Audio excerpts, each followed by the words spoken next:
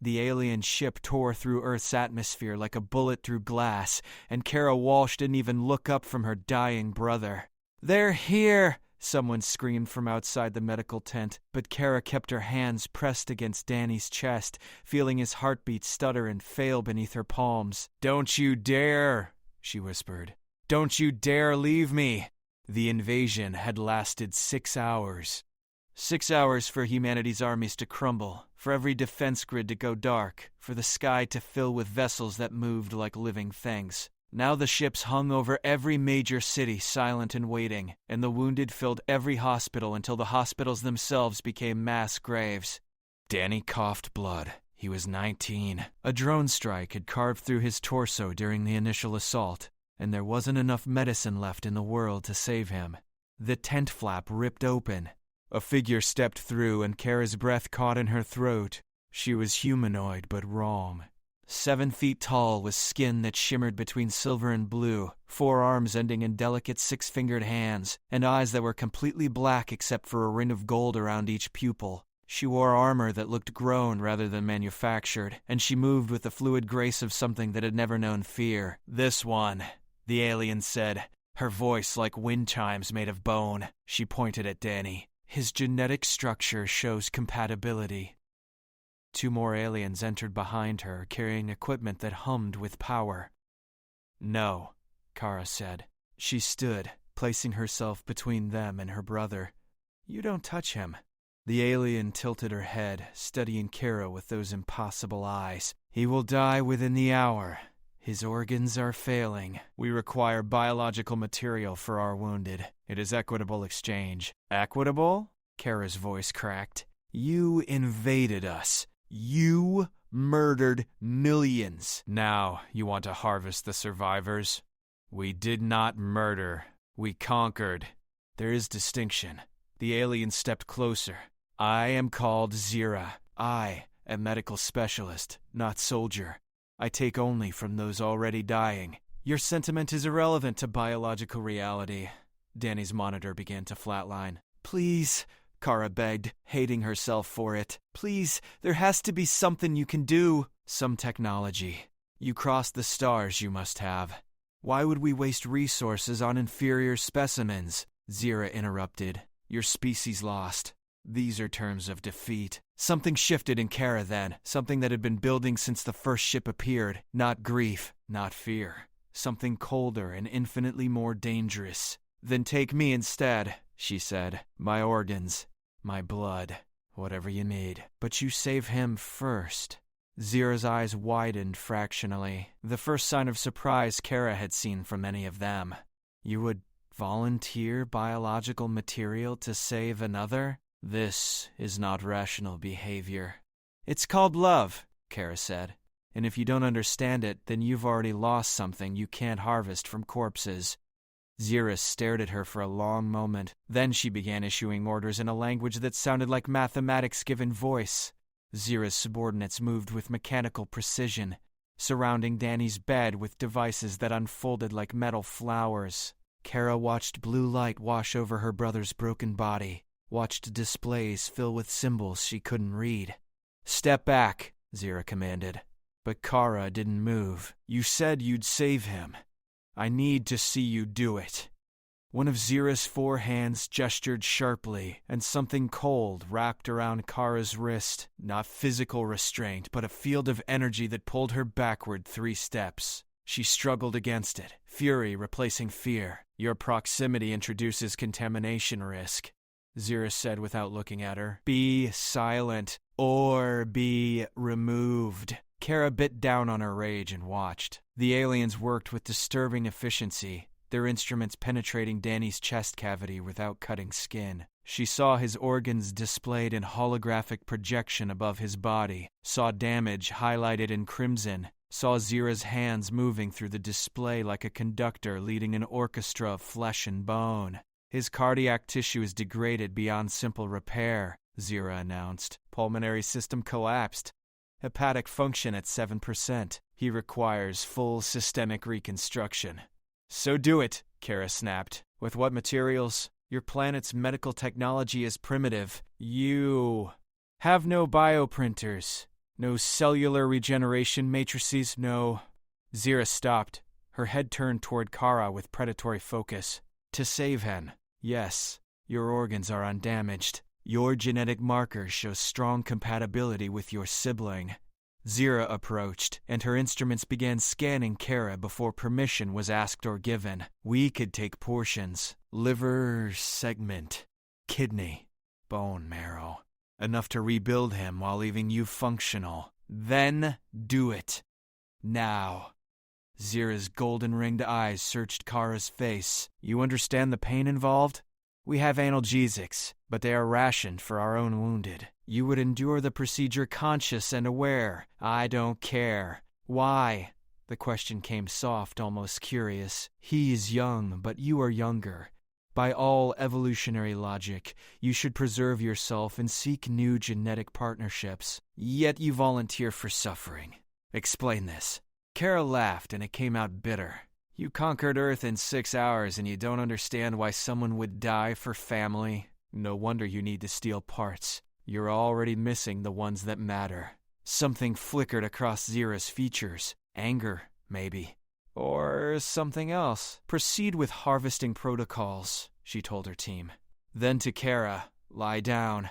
Try not to scream. It disturbs my concentration. They strapped Kara to a table that felt alive beneath her. The restraints were unnecessary. She wouldn't have moved anyway. Through the tense, torn fabric, she could see the massive alien ship hovering above the city, blotting out the stars. Smaller craft moved between buildings like insects, and she wondered how many other people were being stripped for parts in makeshift operating rooms across the world. The first incision felt like lightning traced along her ribcage. Kara gasped but didn't scream. She fixed her eyes on Danny's face and counted his heartbeats, the rhythm growing stronger as hers grew weaker. Zira's instruments hummed as they carved into her, extracting tissue with mechanical precision. She felt each piece removed like losing fragments of herself. Your pain tolerance is remarkable, Zira observed, her voice clinical. Most specimens lose consciousness by now. Most specimens, Kara ground out through clenched teeth, probably didn't spend 3 years working construction to pay for college. You learn to ignore pain when a steel beam crushes your foot, and you've got 4 more hours on the clock. You worked while injured. Inefficient. We call it necessity. Look it up. Zira made a sound that might have been alien laughter.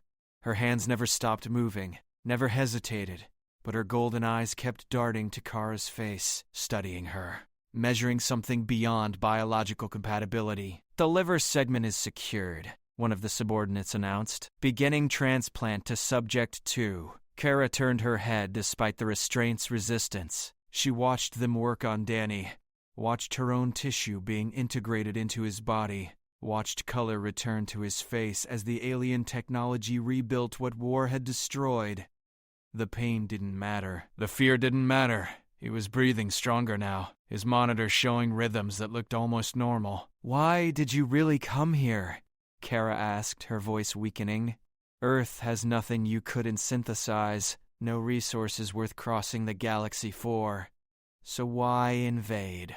Zira's hands paused for the first time. When she spoke, her voice carried something new, something that sounded almost like regret. Because we are dying, she said. Our world is failing. Our people need viable genetic material to survive the next generation.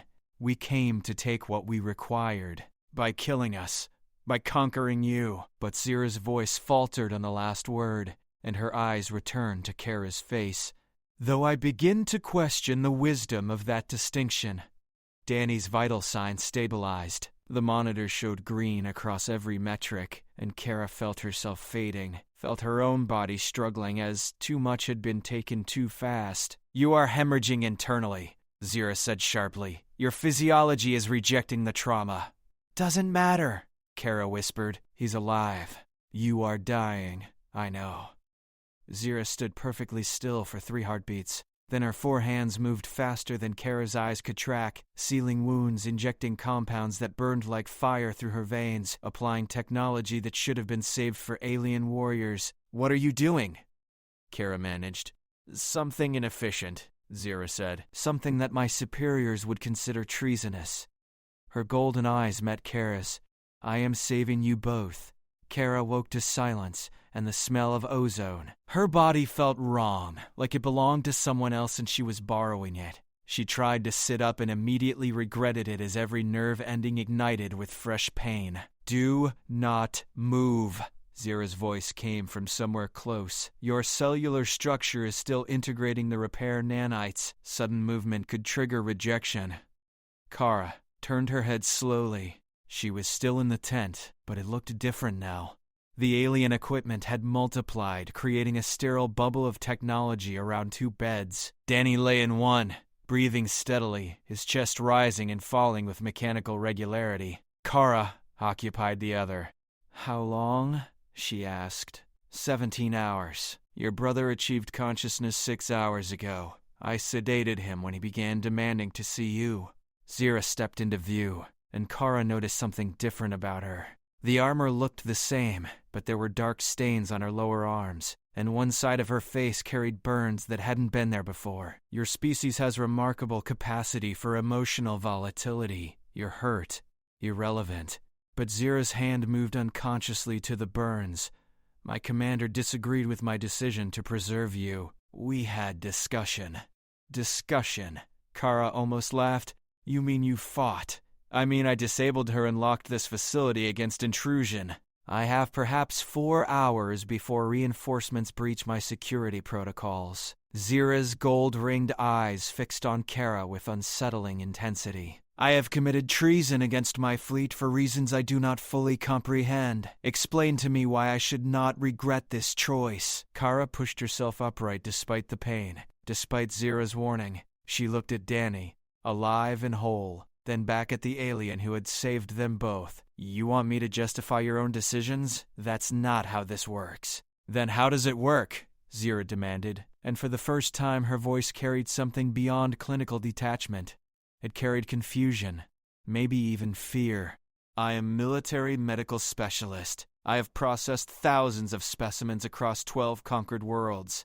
I have never questioned protocol. I have never prioritized inferior genetics over mission parameters. Yet when you offered yourself, when you chose pain to preserve another, something in my analysis shifted.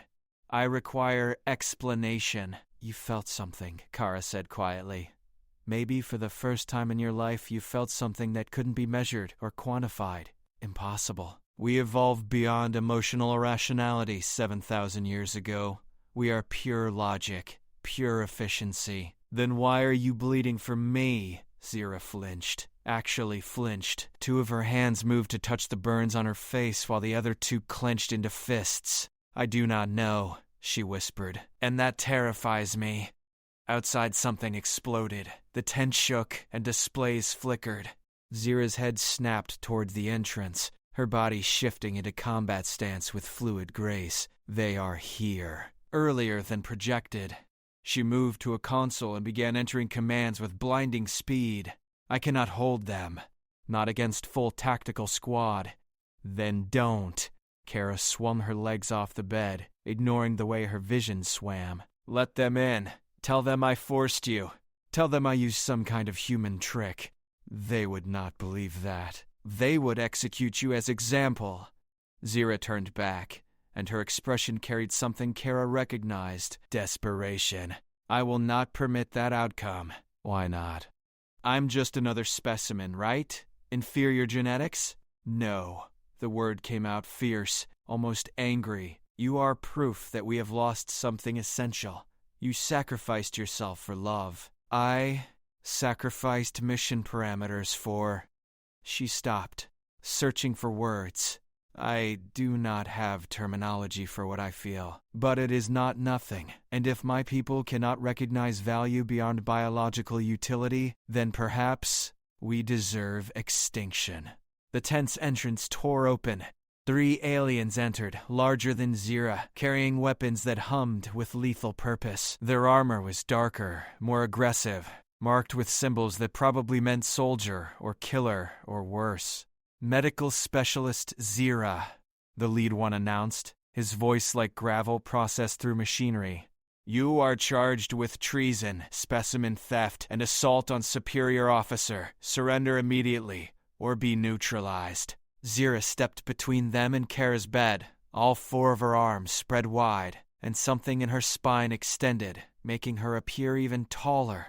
These specimens are under my protection. You will not touch them. You have no authority here. Step aside.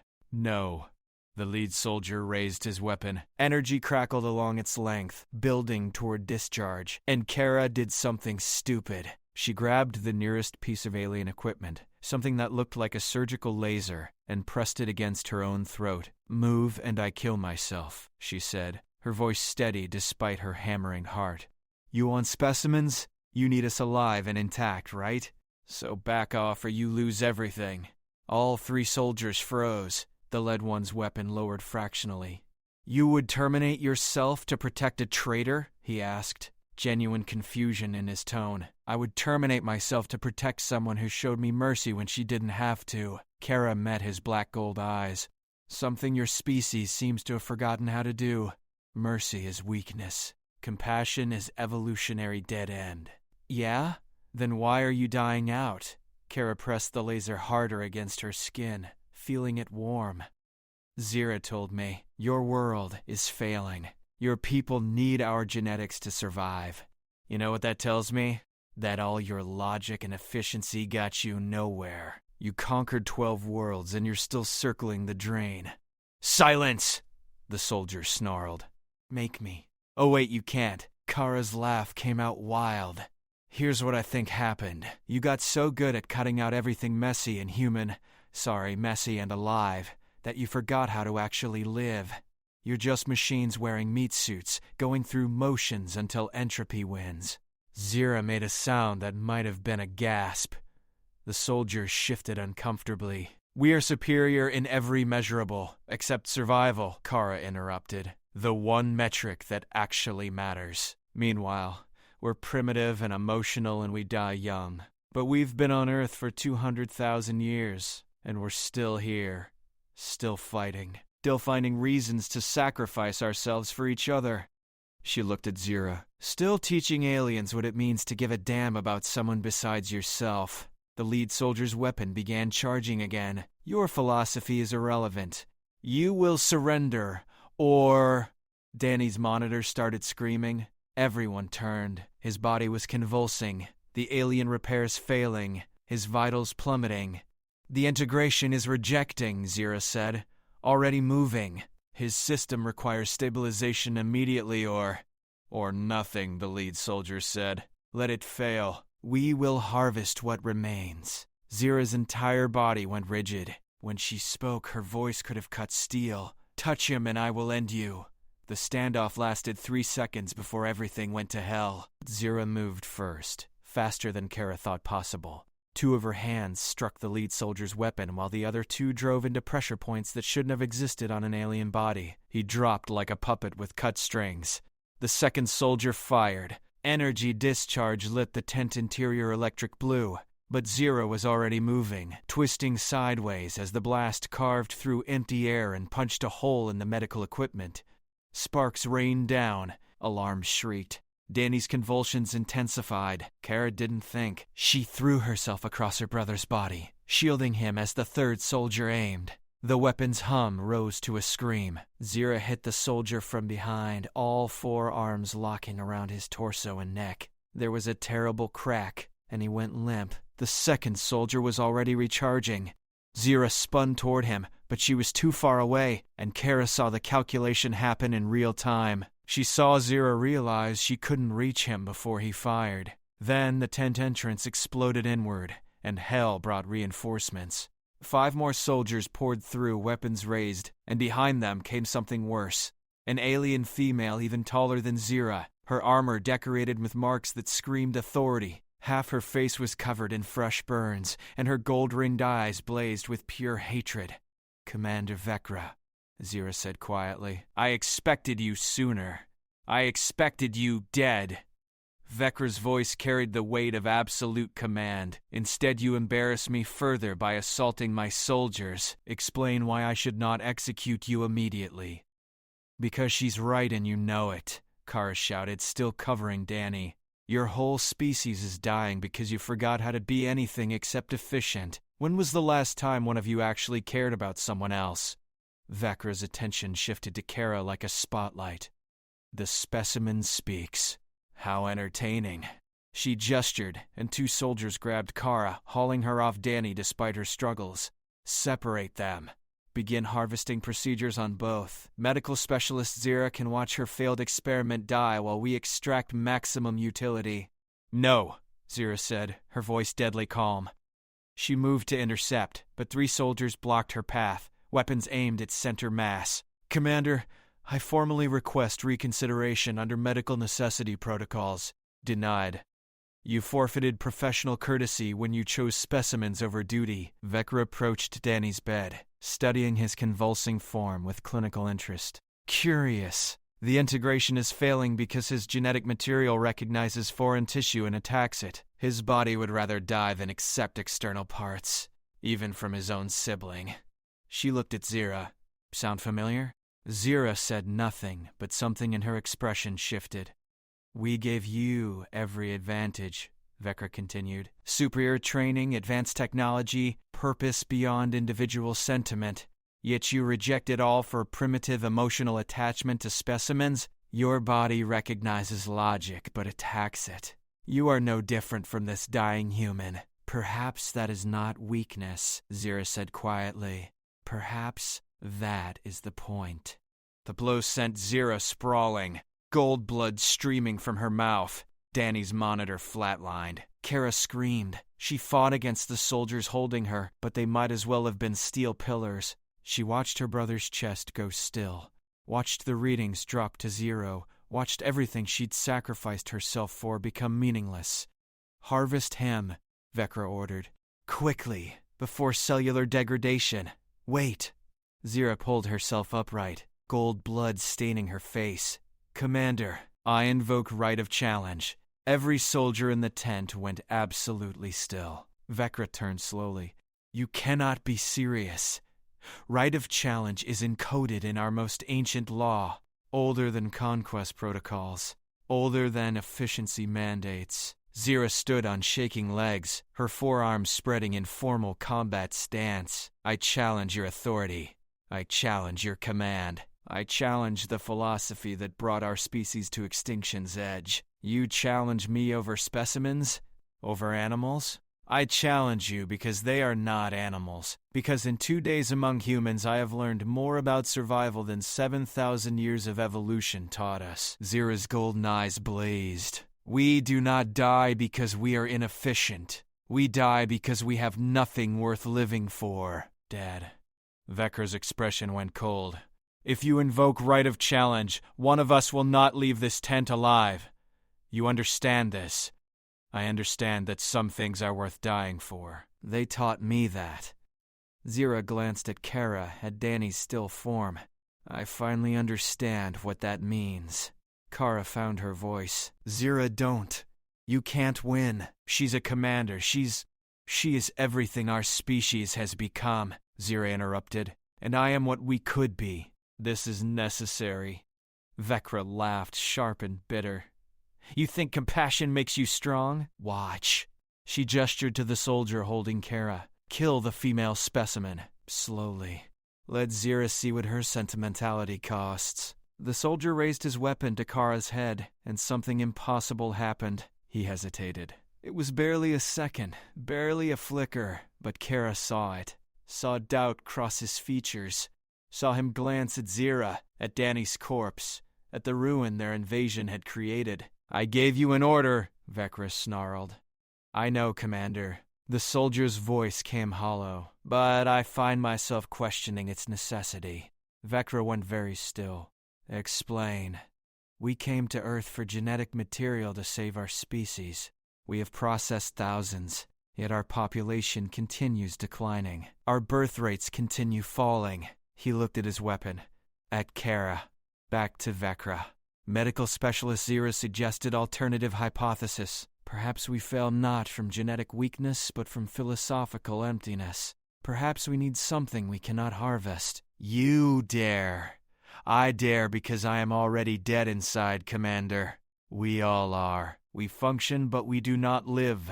We conquer, but we do not thrive. We process specimens who willingly die for each other, and we learn nothing from their example. The soldier lowered his weapon. I will not kill this. Not because I am weak, because I am tired of being strong in ways that mean nothing. 2 more soldiers lowered their weapons, then a 4th. Vecra looked around at her command fracturing in real time, and something ancient and terrible crossed her face. Traitors, she whispered. All of you, infected by human sentiment like a disease, or cured of something worse, Zira said. She stepped forward, and despite her injuries, despite facing a superior opponent, she moved with absolute certainty. Choose commander, right of challenge, single combat, or execute us all and prove that our species deserves extinction. Vecra's hands went to her armor, releasing locks that hissed open. Beneath, her body was scarred from 100 battles, muscles moving like cables under silver-blue skin. I choose combat, she said. And when I kill you, I will process every human on this planet, personally. I will show them what happens when specimens forget their place. Behind them, forgotten in the chaos, Danny's monitor made a sound, a single beep, then another. His chest rose fractionally. Kara's breath caught. He's alive. Oh God, he's alive. Impossible, Vecra said. The readings showed human resilience, Zira said, and she smiled through blood-stained teeth. Something you have never understood. They do not give up. They do not accept death. They fight with everything they have, even when logic says they should fail. Then I will kill him myself after I finish with you. Zira's smile widened. You will try, she attacked. The fight was savage and immediate. Vecra met Zira's charge with brutal efficiency. 4 arms against 4, striking points that would cripple human anatomy. But Zira wasn't fighting like a medical specialist anymore. She fought like someone with nothing left to lose and everything worth protecting. They crashed through equipment, sent displays shattering, moved so fast Kara could barely track them. Vecra had size and experience. Zira had desperation, and something new burning in her chest where cold logic used to live. You were my best student, Vecra snarled, blocking a strike aimed at her throat. I trained you personally, taught you to cut away weakness. You taught me to cut away everything, Zira shot back, ducking under a counterstrike that would have decapitated her, until there was nothing left worth saving.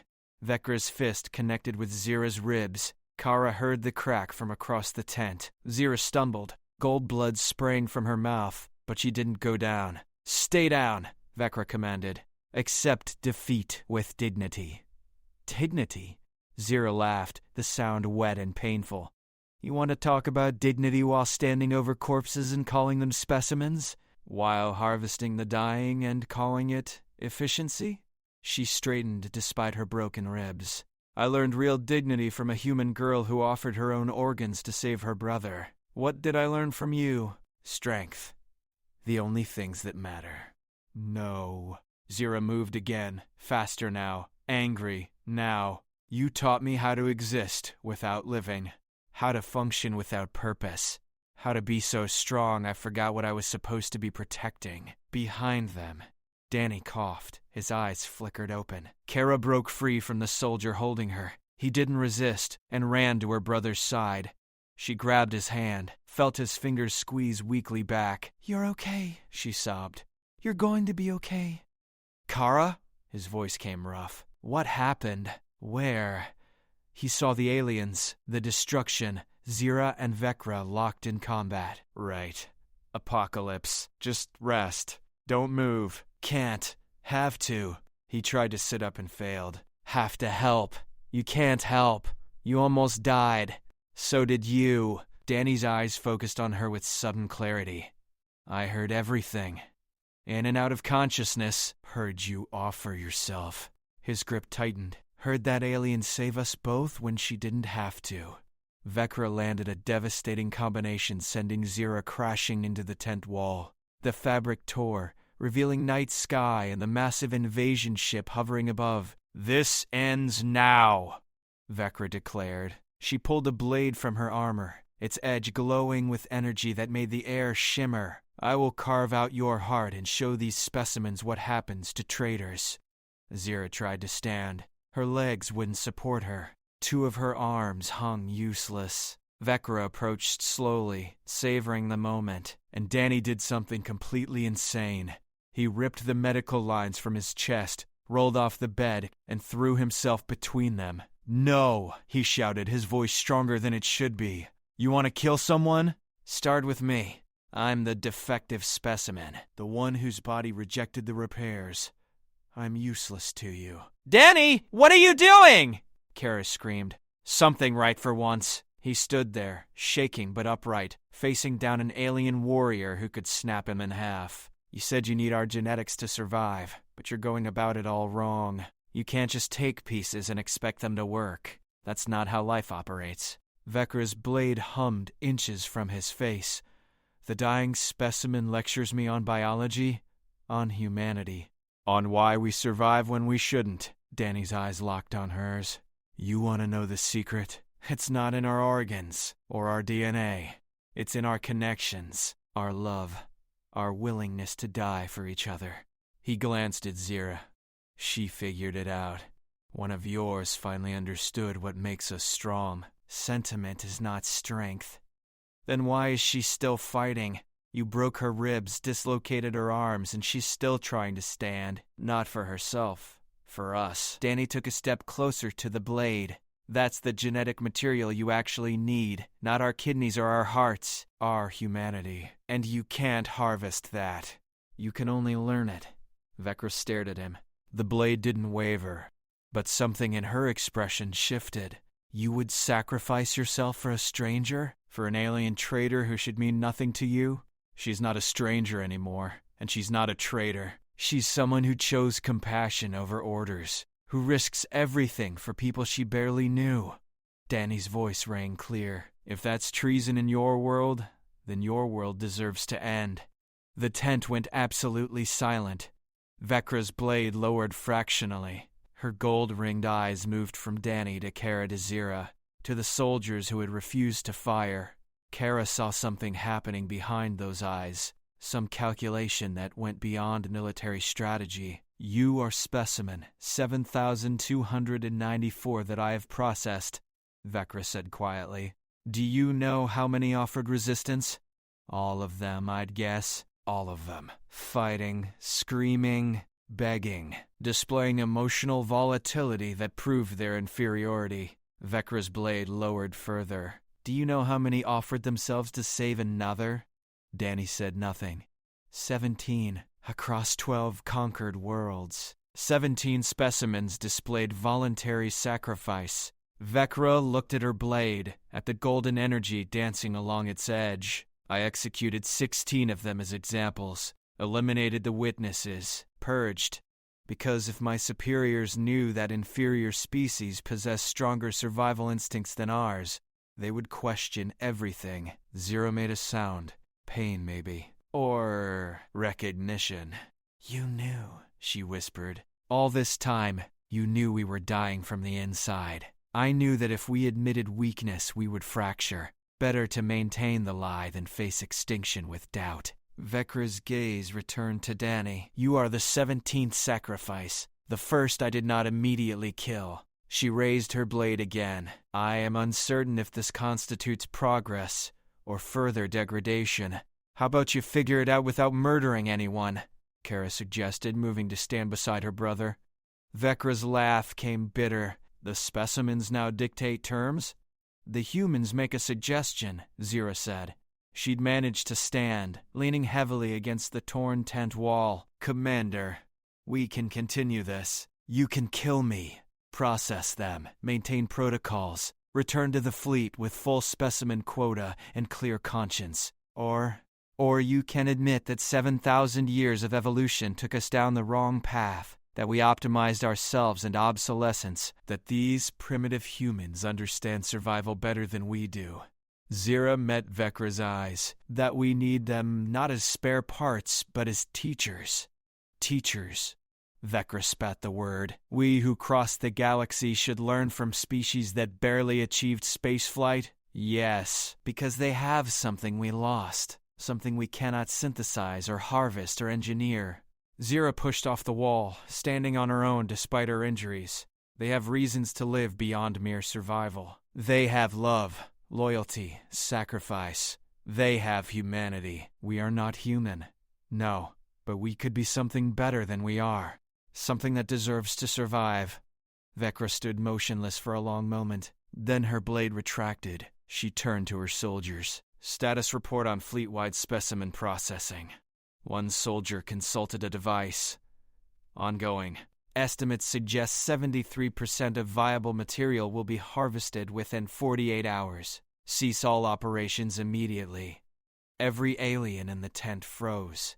Commander, the soldier said carefully, clarify orders.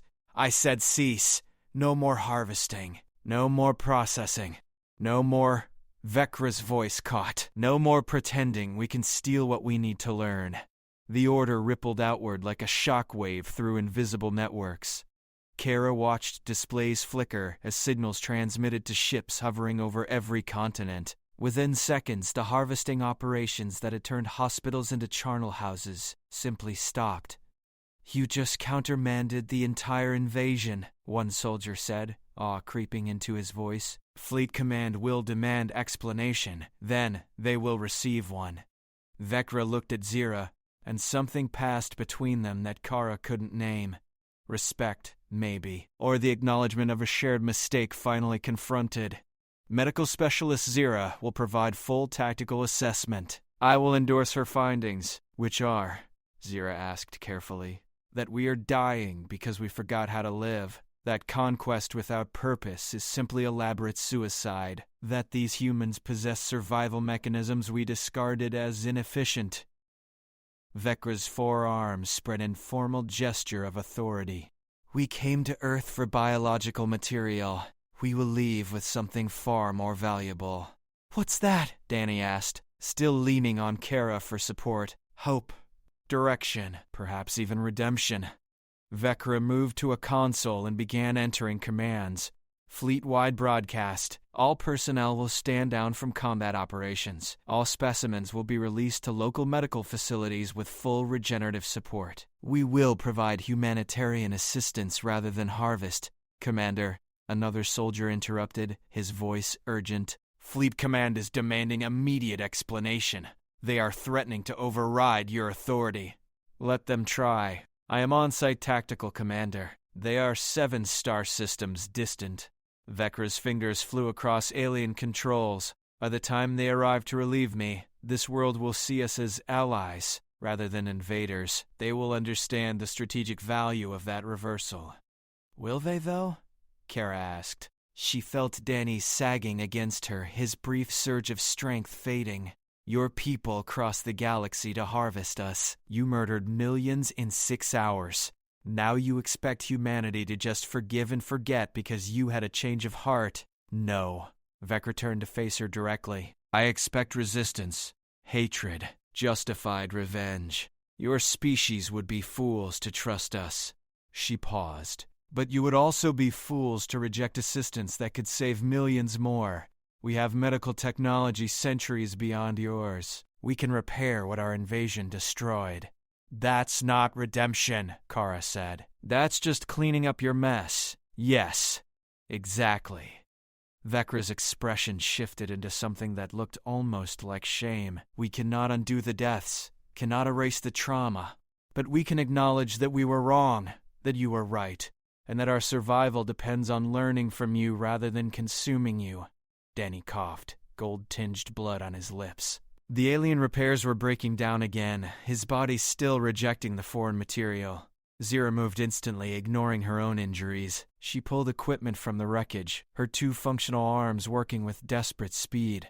His system needs complete reconstruction, she said. Not transplants. Full cellular regeneration. Commander, I require authorization to use fleet regeneration technology on Specimen on Danny.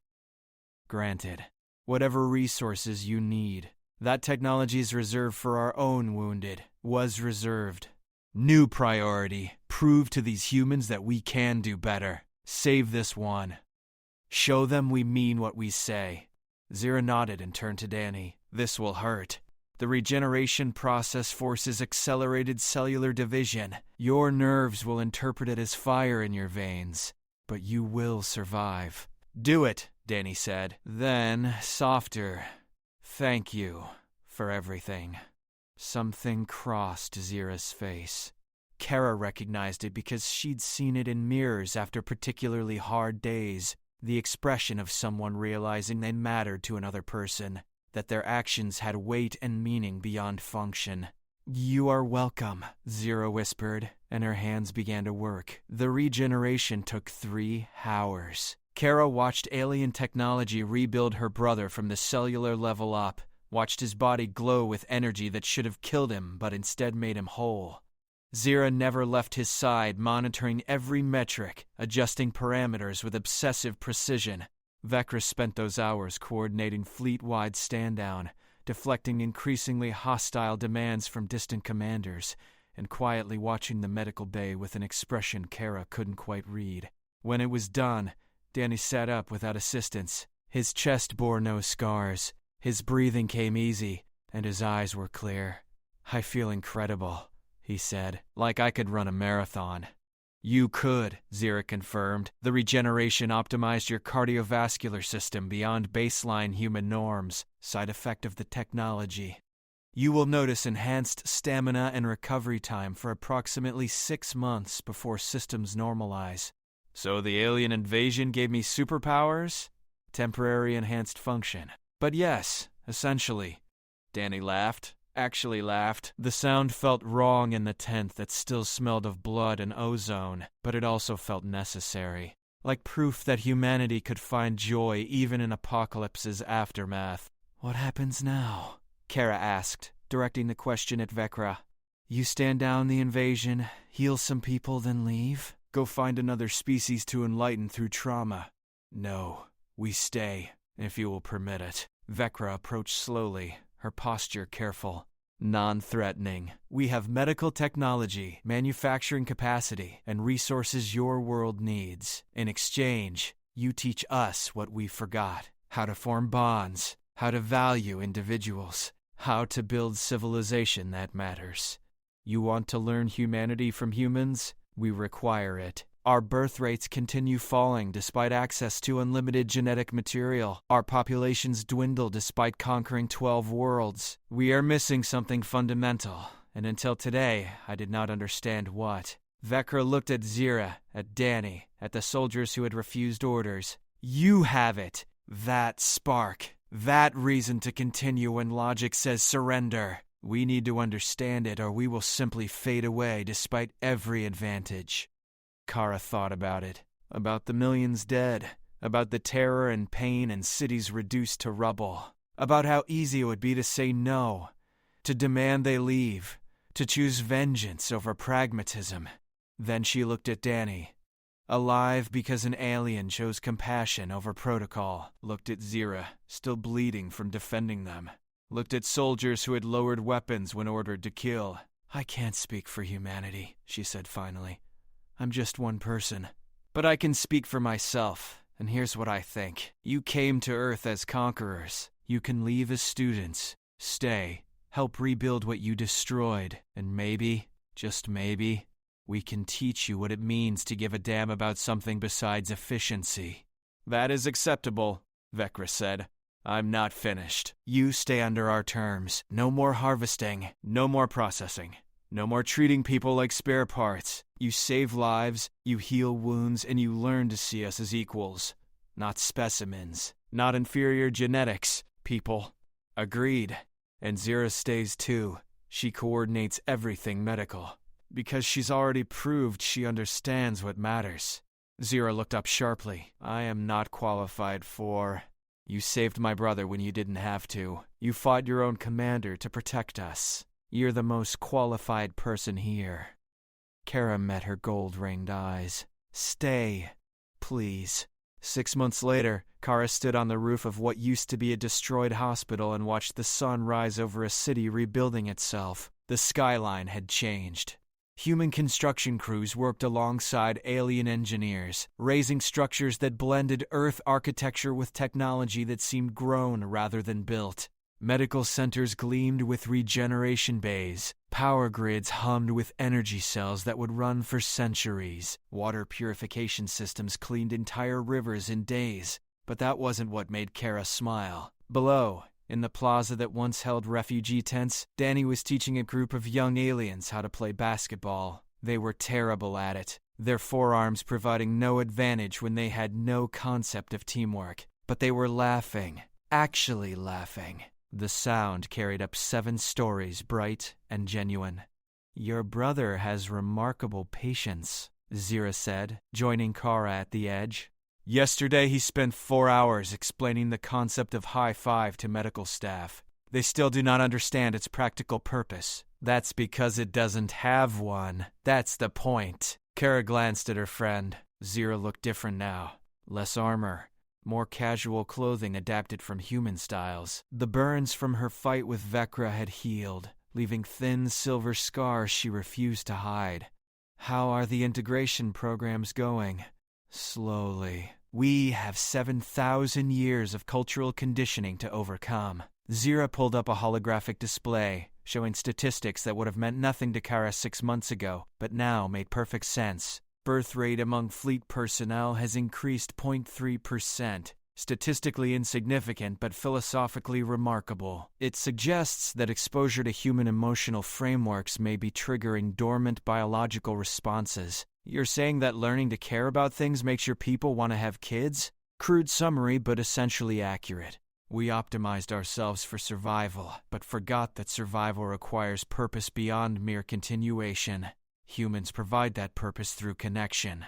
Zira's display shifted, showing images of aliens and humans working together, eating together, some even forming what looked like friendships. We are learning. Slowly, imperfectly, but learning. And Vecra? How's she handling the aftermath? Zira's expression darkened slightly. Commander Vecra faces tribunal from Fleet Command in 2 weeks. They are displeased with her reversal of invasion protocols. They demand explanation for resource expenditure with no material gain. Will they remove her? Possibly. Zira watched the sunrise, gold light reflecting in her golden-ringed eyes. But she has prepared defense. Statistical analysis showing improved fleet morale, decreased psychological degradation among personnel, and preliminary evidence of birth rate recovery. She will argue that invasion failed, but diplomatic integration may succeed where conquest could not. Think they'll buy it? I think they are desperate enough to consider any alternative to extinction. But desperation makes poor foundation for cultural transformation. Zira turned to Kara. "Which is why I need your assistance with something unusual." "More unusual than aliens learning basketball?" "Significantly." Zira's forehands moved in what Kara had learned was nervous gesture. "Fleet Command arrives in 14 days for tribunal. They will see Earth, evaluate our operations, determine if Commander Vecra's actions warrant execution or endorsement. I require you to speak on our behalf." Ka blinked. "Me? I'm nobody, just a construction worker who got caught in the invasion. You are the human who taught me that sacrifice means something, who showed me that strength includes vulnerability, whose brother demonstrated courage despite overwhelming disadvantage." Zira met her eyes. "You are proof that humanity possesses qualities we need. Fleet Command must understand this, but they will not accept testimony from compromised personnel. They require outside perspective." "You want me to convince a bunch of alien admirals that humans are worth learning from instead of harvesting?" "Yes, that's insane. Yes, I'll do it." Zira's entire posture shifted with relief. "Thank you. I will provide cultural briefing materials, diplomatic protocols, and..." "Zira, stop." Kara put a hand on one of her friend's forearms. "I don't need briefings. I just need to tell the truth. That you came here for spare parts and left with something better. That we're messy and emotional and we die young, but we know how to live. That's what they need to hear. That may not be sufficient." Then we'll find out together. Below, Danny made an impossible shot from half-court. The young aliens erupted in celebration, their enthusiasm completely disproportionate to the achievement. One of them tried to high-five Danny and accidentally knocked him over. They spent the next 5 minutes apologizing profusely while Danny laughed so hard he couldn't breathe. They are learning, Zira observed. I'm perfectly, but learning. Yeah. Kara smiled. They are. The 2 weeks passed quickly. Kara spent them preparing, though not with briefing materials or diplomatic protocols. Instead, she walked through the city and talked to people. Survivors who had lost everything in the invasion but found purpose in rebuilding. Families reunited with dying relatives saved by alien technology. Workers collaborating with species that had tried to kill them months earlier. She also talked to aliens, medical specialists who admitted they hadn't understood the point of friendship until humans showed them. Engineers who discovered satisfaction in creation rather than mere efficiency. Soldiers who were learning that protecting people felt different than conquering them. And she talked to Vecra. The commander had transformed in visible ways. Less armor, more engagement with human personnel, and a strange new habit of asking questions instead of issuing orders. She coordinated relief operations with methodical precision, but also attended memorial services for invasion victims. She spoke at funerals, acknowledged responsibility, offered no excuses. You did not have to do this, Kara told her during one late-night conversation in the medical center. You could have left, avoided the tribunal, started over somewhere else. Running would prove Fleet Command correct. That emotional engagement creates weakness. Vecra steadied her hands, scarred from manual labor during reconstruction. I choose to stand and demonstrate that acknowledging mistakes requires more strength than maintaining lies, even if it costs me everything. You sound almost human. I am trying to sound honest. If that resembles humanity, perhaps that proves your species understood something essential all along. On the morning Fleet Command arrived, Kara stood in the plaza beside Danny, Zira, and Vecra. Above them, massive ships descended through atmosphere, making Earth's sky dark with their presence. These vessels dwarfed the invasion fleet, ancient and powerful, carrying commanders who had led their species for centuries. Nervous? Danny asked quietly. Terrified, Kara admitted. You? Same. But we faced worse, right? Death, dismemberment, apocalypse. What's a little intergalactic tribunal compared to that? Your optimism is disturbing. Learned it from you. The flagship landed with barely a whisper, despite its impossible size. A ramp extended, and figures descended. 7 aliens, each more imposing than Vecra, each carrying authority like a physical weight. Their armor bore symbols of rank that needed no translation. These were leaders, judges, the ones who would decide humanity's fate and Vecra's future. The lead commander approached. She was ancient by any measure, her silver-blue skin marked with scars from battles fought before Earth had cities. Her gold-ringed eyes swept across the assembled humans and aliens working together, and her expression revealed nothing. I am Supreme Commander Thalos, she announced, her voice resonating with power that made Kara's bones vibrate. We have reviewed preliminary reports of this operation with significant concern. Commander Vecra stands accused of treason, resource misallocation, and philosophical contamination of fleet personnel. Vecra stepped forward. I stand ready to face all charges. That is unnecessary. We have already reached verdict. The plaza went silent. Thalos's gaze moved to Kara. You are the human called Kara Walsh? I am. You were present at operational commencement. You witnessed the transformation of our personnel from invasion protocols to collaborative frameworks. You have been requested as witness by both Commander Vecra and medical specialist Zira. Thalos moved closer, towering over Kara by 3 feet. Before we pronounce judgment, we will hear your testimony. Speak truthfully. Explain why we should not execute Commander Vecra and resume harvest operations immediately. Kara took a deep breath. She thought about Zira fighting her own commander, about Danny offering himself as shield, about millions dead and millions more saved, about aliens learning to laugh and humans learning to forgive. Then she began to speak. Kara looked up at Supreme Commander Talus and made a choice. No rehearsed speech. No diplomatic careful wording. Just truth. 6 months ago, your people murdered my entire neighborhood in approximately 4 minutes. Precision strikes. Efficient. Clean by your standards. Her voice stayed steady. My best friend died shielding her daughter. Took her 7 minutes to bleed out while I held pressure on wounds I couldn't close. The little girl watched her mother die and asked me why the sky was falling. Thalys said nothing. The other commanders watched with unreadable expressions. You want me to explain why you shouldn't execute Vecra and resume harvesting? I can't, because honestly, part of me wants you to try.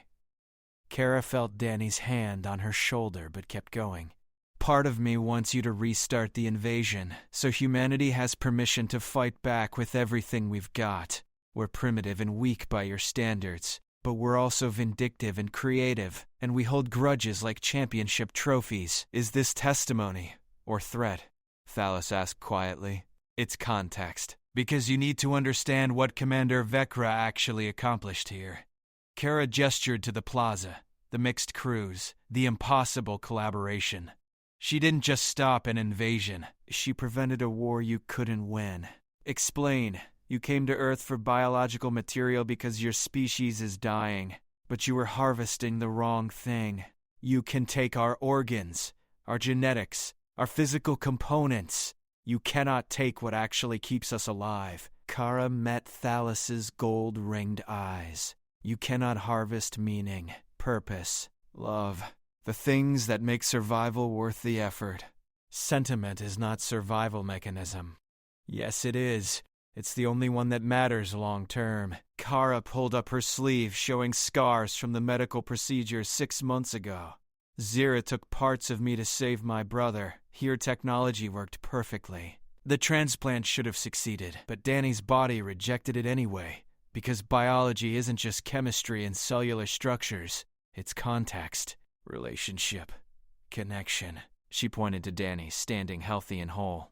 His body accepted the repairs only when Zira stopped treating him like a specimen and started treating him like someone worth saving, not because the technology changed, because the intent did, because she cared whether he lived. Kara's voice strengthened. That's what you've been missing. That's why your birth rates fall despite perfect genetics. You optimized away the reason to reproduce. One of the other commanders stirred. You suggest our decline stems from philosophical failure rather than biological degradation? I suggest you forgot what you were surviving for. You became so efficient at existing that you stopped living. Kara looked at Vecra. She figured it out. She reversed 7,000 years of evolution in one decision because she saw what we have that you don't. She saw humans willing to die for each other and realized that's not weakness. It's the whole point. The point of what? Thalys demanded. Everything. Survival, civilization, species continuation. You don't reproduce because you have no reason to create the next generation. What would you give them? A universe of conquered worlds and efficient resource extraction? A life of perfect function and zero meaning? Kara shook her head. We're primitive and short-lived, and we still choose to have children because we believe tomorrow might be better than today. You don't believe that anymore. You stopped believing it 7,000 years ago. The silence stretched. Then Thalys spoke, her voice carrying something Kara hadn't heard before. Uncertainty. If your assessment is accurate, the implications are catastrophic. It suggests our entire evolutionary path was mistake. That we optimized ourselves into extinction. Or you can fix it. That's what Vecra bought you. Time and opportunity to learn from species that still know how to want things. Kara gestured to the mixed crews working together. Look at them. 6 months ago, they were enemies. Now, they're colleagues. Friends. Some are even romantically involved, Zira interjected quietly. 4 human-alien pairings have formed. Statistically insignificant but philosophically remarkable. They demonstrate that connection transcends species boundaries when both parties approach interaction with genuine openness. Talus turned to Zira. You report romantic involvement as positive outcome. I report it as evidence that we are capable of forming meaningful bonds when we permit ourselves to be vulnerable, when we risk caring about individuals rather than viewing all others as resources or obstacles. Zira's 4 hands moved in formal gesture. I was trained to view humans as inferior specimens. Then one taught me that sacrifice means something, that protecting others provides purpose beyond self-preservation. I am functionally the same as 6 months ago, but I am also fundamentally different. I want to survive now, not just function, survive with meaning. Because of human influence, because of human wisdom we had discarded as inefficient. Another commander spoke, his voice heavy with age. Supreme Commander, we face decision of historical magnitude. Either acknowledge species-wide philosophical failure or continue current trajectory to extinction with dignity intact. Dignity? Danny laughed, the sound sharp. Huh, you want to talk about dignity? I died 6 months ago. Organs failed, heart stopped, monitor flatlined. I was gone. He stepped forward despite Kara's warning grip. Zira brought me back, not because I was useful, because Kara convinced her I mattered. That individual human life has value beyond component parts. He pulled off his shirt, revealing the scars where alien technology had rebuilt his chest. These marks prove your medicine works, but I'm only alive because one of you learned to care whether I survived. That's not in your medical databases or your efficiency protocols. That's something you have to choose. Danny's voice carried across the plaza. Vecra chose it. She stood against her own training, her own commander instincts, her entire species evolution. She chose compassion over conquest. If you execute her for that, you prove you deserve extinction. Talus studied Danny for a long moment. Then her attention shifted to the plaza, to humans and aliens working side by side, to the evidence of collaboration that shouldn't exist. We will deliberate, she announced. All personnel are dismissed except Commander Vecra, who will remain for judgment. No.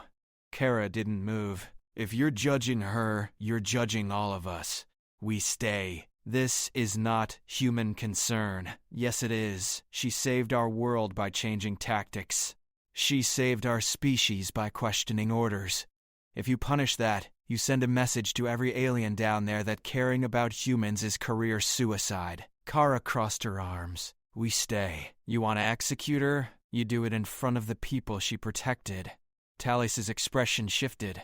Not quite a smile, but close. You demonstrate remarkable courage for specimen who should fear us. I stopped being a specimen 6 months ago. So did everyone here.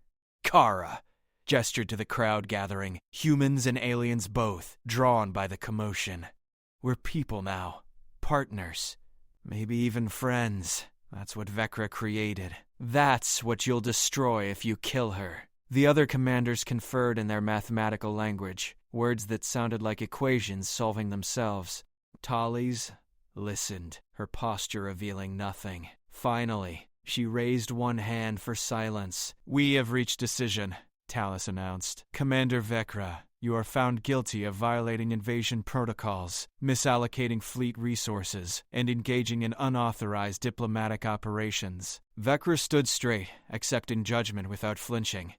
However, Thalos continued, we also find that your actions may have prevented species-wide extinction through unconventional means. You demonstrated adaptability when rigid doctrine failed. You prioritized long-term species survival over short-term resource acquisition. You recognized philosophical failure and attempted correction. She stepped closer to Vecra. You are hereby stripped of military rank and reassigned to new position, Ambassador of Cultural Integration. You will coordinate human-alien collaboration, facilitate knowledge exchange, and document philosophical frameworks that enable meaningful survival. You will report directly to this Council on Integration Progress. Vecra's eyes widened. Ambassador, I am not qualified. You are uniquely qualified. You understand both perspectives. You committed treason for correct reasons. Talus's voice softened fractionally. You did what I lacked courage to do centuries ago. You admitted we were wrong. The plaza erupted. Humans cheering, aliens making sounds that might have been approval or confusion or both. Kara felt Danny grab her in a hug that lifted her off her feet. "We did it," he laughed. "We actually did it. Vecra did it," Kara corrected. "We just testified." Zira approached, her expression carrying something Kara had learned to recognize, gratitude mixed with uncertainty. "Thank you," Zira said quietly, "for speaking truth when silence would have been safer. Thank you for teaching me that aliens can learn. That change is possible even after 7,000 years of getting it wrong." Kara smiled. "What happens now?" "Now." Zira looked at the mixed crowd celebrating, at the city rebuilding, at the future unfolding. "Now we determine if sentiment truly enables survival, if connection provides purpose sufficient to reverse species decline, if humans can teach us to want tomorrow more than we fear today." That's a lot of pressure. Yes, but also opportunity. Zira's 4 hands spread in gesture Kara had never seen before, something between hope and determination. "We came for spare parts. We are leaving with something far more valuable. We are leaving with reason to continue, with proof that meaning exists beyond efficiency, with knowledge that 7,000 years of evolution took us wrong direction, but correction remains possible." Thalas approached them, her ancient eyes studying Kara with new interest. "You spoke well, Kara Walsh. You demonstrated that humans possess wisdom we lack. I have proposal." She paused. "Serve as human liaison to Fleet Command. Help us understand your species. Teach us what we forgot." "I'm not a teacher. I'm a construction worker." "You are survivor who maintained humanity despite apocalypse. You are sister who sacrificed herself for family. You are human who saw enemy and chose to see person instead." Thalas's voice carried absolute conviction. "You are exactly what we need." Kara looked at Danny, at Zira, at the impossible future spreading before them. Then she smiled and gave the only answer that made sense. "Yeah, okay, let's see if we can teach aliens how to be human." 3 years passed. Kara stood in the gardens of what everyone now called the Integration Complex, watching the sun set over a world transformed. The facility sprawled across 50 acres, combining human architecture with alien engineering in ways that shouldn't work but somehow did. Training centers, medical bays, cultural exchange programs, and living quarters designed for both species. In the distance, she could hear laughter. A group of young humans and aliens were playing some hybrid sport that combined basketball with anti-gravity fields. The rules made no sense, but the joy was universal. "You are thinking too loudly," Zira said, approaching with characteristic grace. She looked different now, less alien somehow, though nothing about her biology had changed. Maybe it was the casual clothing, or the way she moved without military precision, or the fact that she smiled now. "Actually smiled, just remembering," Kara replied. 3 years ago, I was holding my dying brother in a tent while your people invaded. Now I'm watching humans and aliens play games together. It feels impossible." Many impossible things have become routine. Zira joined her at the railing, looking out over the complex. Birth rates among integrated personnel have increased 19%. Psychological assessments show decreased existential fatigue. Cultural exchange programs report 80 to 7% satisfaction across both species. "You're still talking in statistics. Old habits persist. But I am improving, yes?" Zira's smile widened. "Danny says my small talk has achieved almost bearable status. I consider this significant achievement. Where is my brother anyway?" Medical Bay 3, teaching alien children how to perform surgery on simulated humans. He claims they need to understand human anatomy if they wish to help us effectively. He's teaching kids to operate? He is teaching them compassion through practical application. Yesterday, one student became distressed when simulation showed patient dying. Danny spent 2 hours explaining that caring about patient outcomes improves surgical success more than technical skill alone. Zira's expression softened. He is exceptional, teacher. The children adore him. Kara felt warmth spread through her chest. Danny had found his calling in the strangest way possible. After nearly dying, he dedicated himself to making sure no one else suffered what he had, human or alien. It didn't matter to him anymore. Speaking of teaching, Zira continued, Supreme Commander Thalas requests your presence tomorrow morning. She brings delegation from Homeworld. They wish to observe integration programs and hear testimony about human-alien collaboration effectiveness. Another delegation? That's the 5th one this year. Word spreads. Other worlds conquered by our species observe Earth's success and question their own situations. Some request similar integration programs. Others demand traditional harvesting resume. Zira's voice carried concern. Fleet Command remains divided. Phalis supports transformation, but opposition grows louder. They claim we have gone soft. That sentiment makes us vulnerable. Are they wrong? Completely. But facts do not change belief when fear drives decision. Zira turned to face Kara directly. Which is why your testimony matters. You represent proof that collaboration succeeds where conquest failed. That meaning enables survival. Kara sighed. I've given this speech 100 times, Zira. To commanders, delegates, politicians. I'm not sure what else I can say that'll convince the opposition. Perhaps say nothing. Perhaps show them instead. Show them what? Zira pulled out a small device, projecting holographic images into the air between them. Kara saw herself 3 years ago, covered in blood, offering her organs to save Danny. Saw Zira fighting Vecra, saw the tribunal, saw everything that followed. I have compiled comprehensive documentation of Earth integration, Zira explained. 3 years of collaboration. Thousands of hours showing humans and aliens learning to coexist. Medical advances, cultural exchanges, children of both species playing together. The images shifted, showing data streams and analysis, but documentation lacks emotional impact. Opposition sees numbers, not meaning. They require something more visceral. What are you suggesting? That we invite delegation to experience integration directly? Not observation. Immersion in human-alien collaboration until they understand it experientially rather than theoretically. You want to force-feed them humanity? I want to give them opportunity we received. To see humans as people rather than specimens. To feel connection rather than analyze it. Zira's eyes met Kara's. Will you help design this program? Before Kara could answer, alarms screamed across the complex. Emergency protocols activated instantly. Lights shifted to red. Automated announcements declared lockdown procedures. Kara's communication device buzzed with urgent messages. What's happening? She demanded.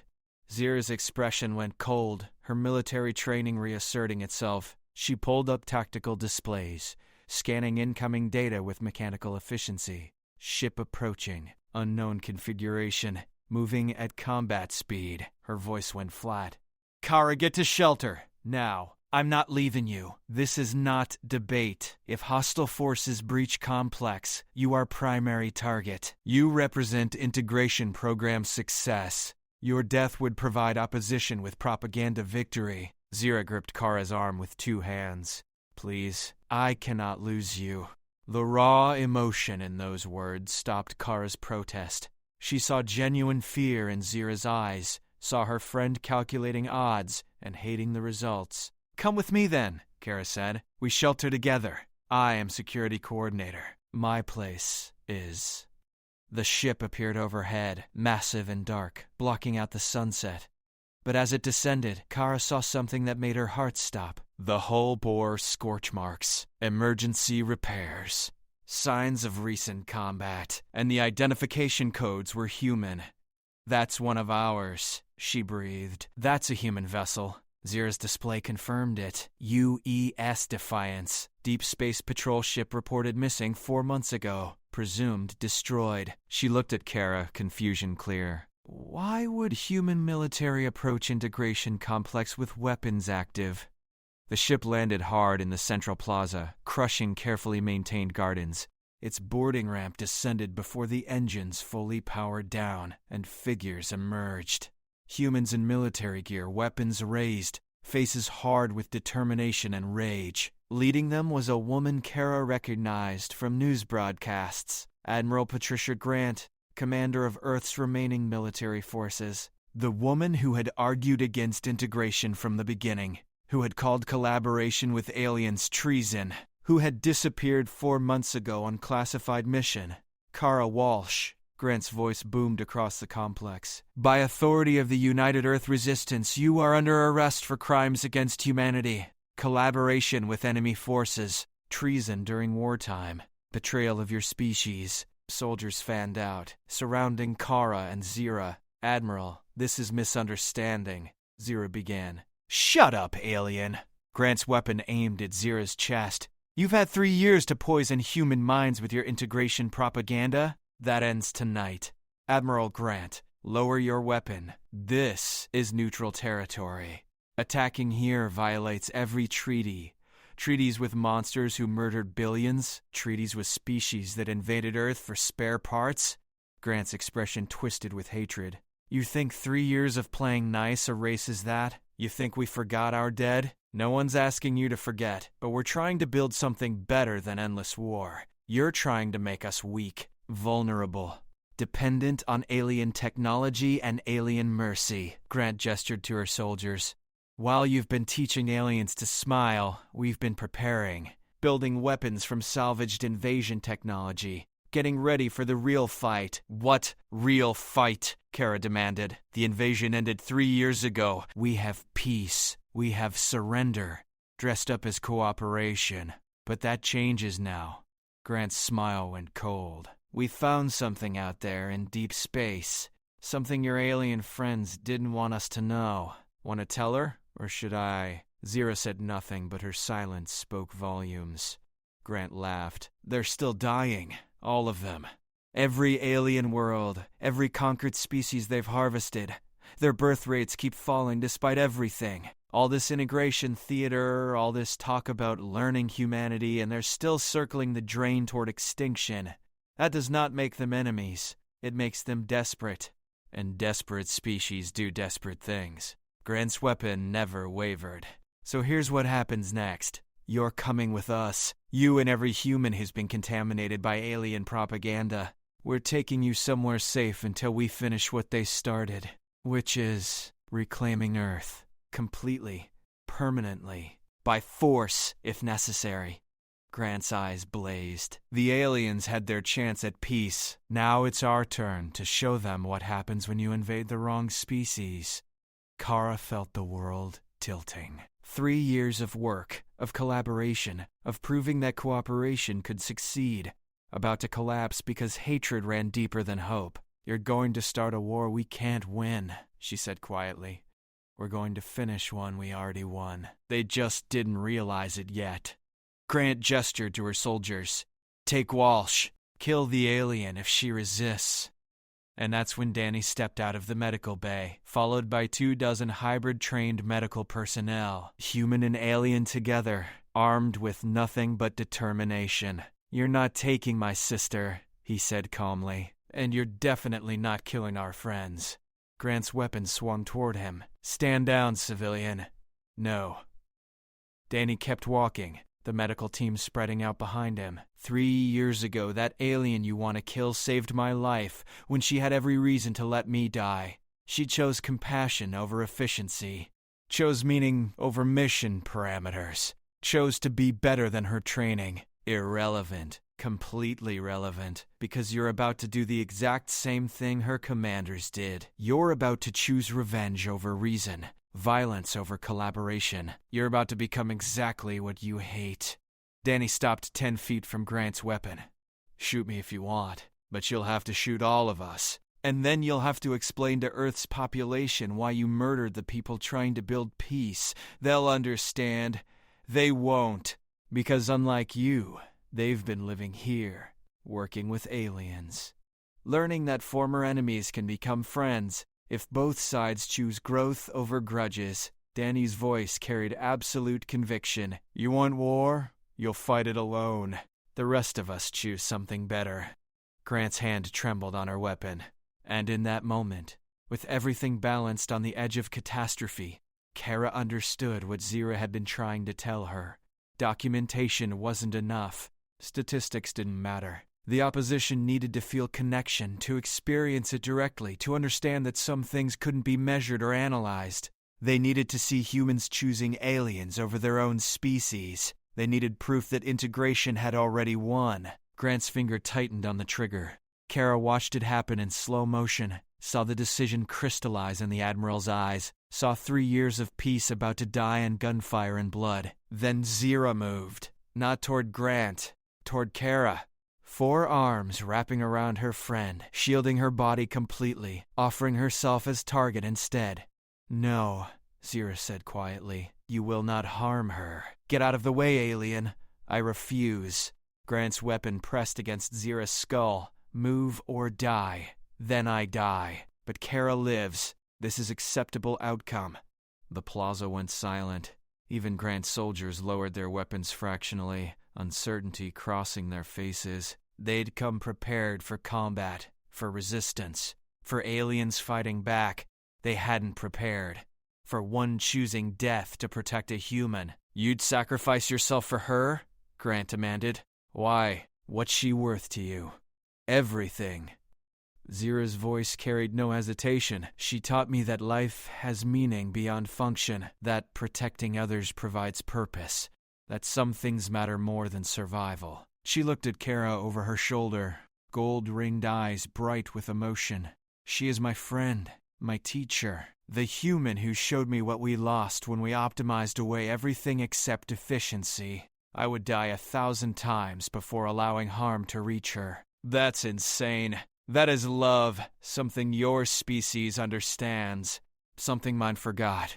Zira turned back to Grant. "Shoot me if you must. Prove that humans and aliens cannot transcend hate. Prove that 3 years of collaboration mean nothing. Prove that your species learns nothing from mistakes." Grant's hand shook. The weapon wavered. "Admiral," one of her soldiers said quietly, "maybe we should reconsider." Silence. But Grant's voice cracked. "You think one alien playing martyr changes anything? You think sentiment erases invasion? Erases millions dead?" "No," Kara said, stepping out from behind Zira despite her friend's protective grip. "Nothing erases that. The dead stay dead. The trauma stays real, but we get to choose what we do with the pain." She moved to stand beside Zira, both of them facing Grant's weapon together. "You can choose revenge, start a war, kill everyone who chose cooperation over hatred. Maybe you even win. Maybe you drive every alien off Earth. That's the plan. Then what? You rule over a planet full of graves and broken treaties? You teach the next generation that peace is weakness and violence is strength? You become exactly what the aliens were when they invaded us?" Kara shook her head. "I lost friends too, Admiral. My entire neighborhood died in 4 minutes. I held my best friend while she bled out. I watched the sky fall and thought the world was ending. Then you understand. I understand that killing Zira won't bring them back, won't erase the pain, won't make anything better." Kara's voice strengthened. "But building something new, something that prevents future invasions through cooperation instead of conquest, that honors the dead. That gives their deaths meaning." Pretty speech. Reality is that your deep space mission found proof aliens are still dying despite integration. You want to use that as excuse for war. But did you ask why they're dying? Kara looked at Zira. Tell her the truth." Zira hesitated, then spoke. "Integration programs show positive results. Birth rates increase among personnel stationed on Earth. Psychological assessments improve. Cultural adaptation succeeds beyond projections." She paused. "But effects are localized. Other worlds conquered by our species maintain traditional protocols. They continue harvesting, continue processing specimens, continue following efficiency mandates, and they continue dying. Because they didn't learn," Kara said. "Because integration only works when both sides commit to it. Your people spread across 12 conquered worlds, Admiral. Earth is the only one that shows cooperation, the only one where humans and aliens actually try to understand each other. So we're the exception that proves the rule. That makes it worse. No, it makes us the example that could save their entire species." Kara gestured to the complex around them. Every delegation that visits Earth sees proof that another path exists. Every alien who experiences genuine human connection goes back changed. Slowly, impossibly slowly, the message spreads. That meaning matters. That connection enables survival. That 7,000 years of evolution took them wrong direction, but correction remains possible. Grant lowered her weapon fractionally. You're saying Earth integration might save them all? I'm saying it's their only chance. And ours too. Kara stepped closer. You want to protect humanity. Fine. But protection doesn't always mean violence. Sometimes it means showing former enemies a better way, teaching them what we have that they lost. Becoming the example that proves transformation is possible. That's naive. That's strategic. A new voice cut through the tension. Supreme Commander Talus emerged from the complex, flanked by her delegation. Admiral Grant, we monitored your arrival, listened to your threats, observed your hesitation. She approached slowly, ancient eyes studying Grant with unreadable expression. You represent opposition to integration. Those who believe my species cannot change, who think sentiment makes us weak. I think you're dying and desperate. Dangerous combination. Accurate assessment. We are both. Thalas stopped 10 feet away, but Kara Walsh speaks truth. Earth integration succeeds where traditional protocols fail. Personnel stationed here report increased life satisfaction, decreased existential fatigue, and improved reproductive outcomes. These effects do not translate to personnel elsewhere because other worlds maintain harvesting operations, so stop harvesting everywhere. Fleet Command debates this constantly. Opposition argues that abandoning proven resource acquisition methods risks total extinction, that integration requires too much time and cultural adaptation, that we should maximize specimen collection while populations remain viable. They want to harvest everyone before you die out completely. Yes, Thalas's admission came quiet. There are commanders who advocate aggressive final harvesting, who believe our species should extract maximum resources from all conquered worlds before inevitable extinction, who see Earth's integration as dangerous waste of time and opportunity. The implications hung in the air, like poison. How many commanders? Grant demanded. Enough to threaten civil war within our own fleet. Enough that I requested this delegation specifically to observe Earth integration and report findings. Baris, Haddix and Danny and the medical teams. You asked why your testimony matters. Because opposition requires proof that cannot be dismissed, requires evidence that integration succeeds not through manipulation or propaganda, but through genuine transformation. You want us to convince aliens that humans are worth learning from instead of harvesting? Grant said slowly. While some of those same aliens plan to harvest everyone anyway, I want you to understand that Earth's choice affects more than Earth. That your collaboration or resistance determines whether my species pursues final harvesting or fundamental transformation. Thalas's voice carried weight of centuries. You can start war that destroys both our species, or you can help us prove that another path exists. Grant was silent for a long moment. Her weapon remained pointed at the ground, her soldiers waiting for orders that didn't come. This is insane, she finally said. You're asking me to trust aliens who invaded us, to work with species that murdered billions, to believe that 3 years of cooperation erases 7,000 years of conquest. No, Kara said gently. We're asking you to choose the harder path, to build peace instead of wage war, to honor the dead by preventing future deaths rather than creating more. She extended her hand toward Grant. I lost people too.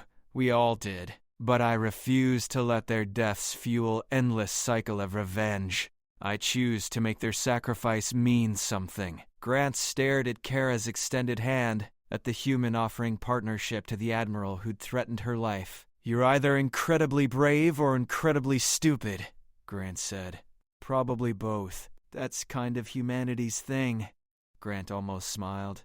Then she looked at Zira, still standing protectively close to Kara, still ready to die for a human she'd tried to harvest 3 years ago. You really would have taken that bullet for her, Grant said. Without hesitation, Zira confirmed. She is worth protecting. worth dying for. This is not weakness. This is what makes life meaningful. And if I choose war, if I rally Earth's military against integration, then I will fight you to defend this complex and everyone in it. Human and alien both. Zira's voice carried absolute conviction. I will not permit harm to reach those I care about, even if that means fighting my own adopted species. Grant's expression shifted. Something like respect flickered across her features. You've really changed, haven't you? You aliens. Some of us. Those willing to admit we were wrong. Those capable of learning from species we considered inferior. Thalas stepped forward. But change requires time and evidence and proof that new paths work better than old. Earth provides that proof. You can destroy it through war, or you can help us spread it through example. Grant looked around the plaza, at humans and aliens standing together, at medical teams ready to defend each other, at 3 years of collaboration that shouldn't exist but did. Then she holstered her weapon. I'm not promising cooperation, she said carefully. I'm not suddenly convinced that aliens and humans can skip into the sunset together, but I'm willing to observe, to evaluate, to see if your integration actually works, or if it's just wishful thinking dressed up as policy. That is acceptable starting point, Thalas said. And if I determine it's not working, if I conclude that aliens are still too dangerous to trust, then you report findings honestly and Fleet Command considers all perspectives when making final decision about Earth's status. Fally's gaze hardened. But you will observe fairly, without prejudice, with genuine willingness to see truth rather than confirm existing beliefs. I'm a military commander. I deal in facts, not feelings. Perfect. Then observe facts. Kara gestured toward the complex. Spend time here. Watch humans and aliens work together. Talk to people on both sides. See what we've built, then decide if it's worth protecting or worth destroying. Grant was silent for a moment. Then she nodded slowly. 1 month. I'll give you 1 month to convince me that integration isn't suicide dressed up as progress. She looked at her soldiers. Stand down. We're staying, observing, learning. Her eyes returned to Kara. And if you're lying to me, if this is all manipulation, I will burn this entire complex to the ground and sleep peacefully afterward. Fair enough, Kara said, and meant it. As Grant's soldiers dispersed and tensions eased, Zira leaned close to Kara. You realize she will look for any excuse to justify her hatred, Zira whispered. She wants to find failure. I know, but she'll also see truth if we show it to her, Kara smiled. We've got 1 month to teach an admiral what 3 years taught us. That former enemies can become friends. That integration works. That choosing connection over conflict isn't weakness. 1 month is insufficient time. Then we better get started. Kara looked at the sunset painting the complex in gold and red, at the impossible collaboration surrounding them, at the future balanced between peace and war. And she chose to believe that 1 month would be enough. It had to be. The month began with tension thick enough to cut. Admiral Grant moved through the integration complex like a hunter tracking prey, observing everything, questioning everyone, taking notes with mechanical precision. She sat in on medical training sessions, watched collaborative engineering projects, interviewed humans and aliens separately, comparing responses, looking for inconsistencies. Kara knew what Grant was doing, building a case, finding evidence to justify her predetermined conclusion that integration was fantasy and war was inevitable. But Kara also knew something Grant didn't. The complex itself would make the argument better than any words could. The first crack appeared on day 3. Grant was observing a pediatric medical training session when one of the young alien students made a critical error. The simulated human patient began crashing, vital signs plummeting, and the student froze completely. Panic overwhelmed training, and she stood there paralyzed while alarms screamed. Danny stepped in immediately, not to take over but to guide. He placed his hands over the students, talking her through the emergency with calm certainty. Together they stabilized the simulation. Together they saved the patient that didn't exist. When it was over, the young alien was crying. Actual tears, something Grant had never seen from their species. I failed, the student sobbed. I killed Patient. I am not capable.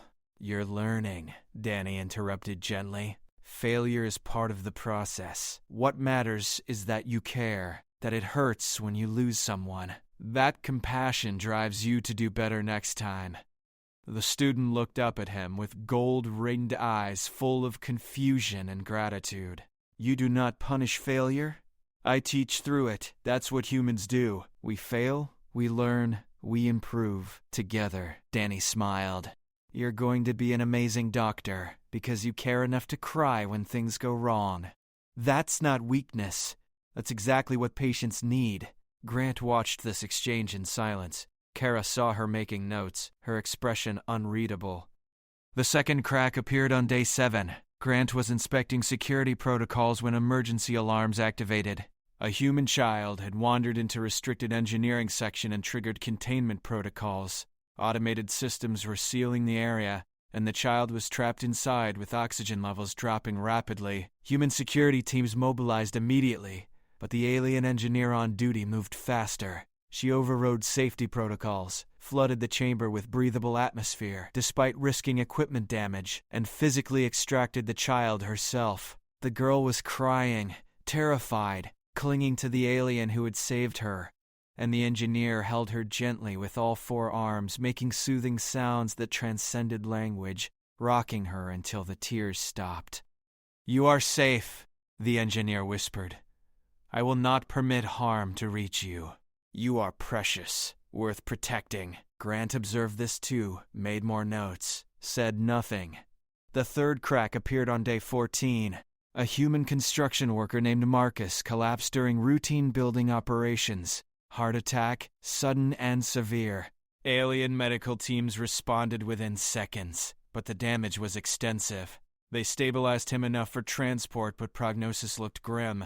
Zira took personal charge of his treatment. She worked for 18 hours straight, using every technique she'd learned in 3 years of integration. Advanced alien technology combined with human medical philosophy, treating Marcus not as specimen but as person, as someone's father, someone's friend, someone worth saving beyond his biological utility.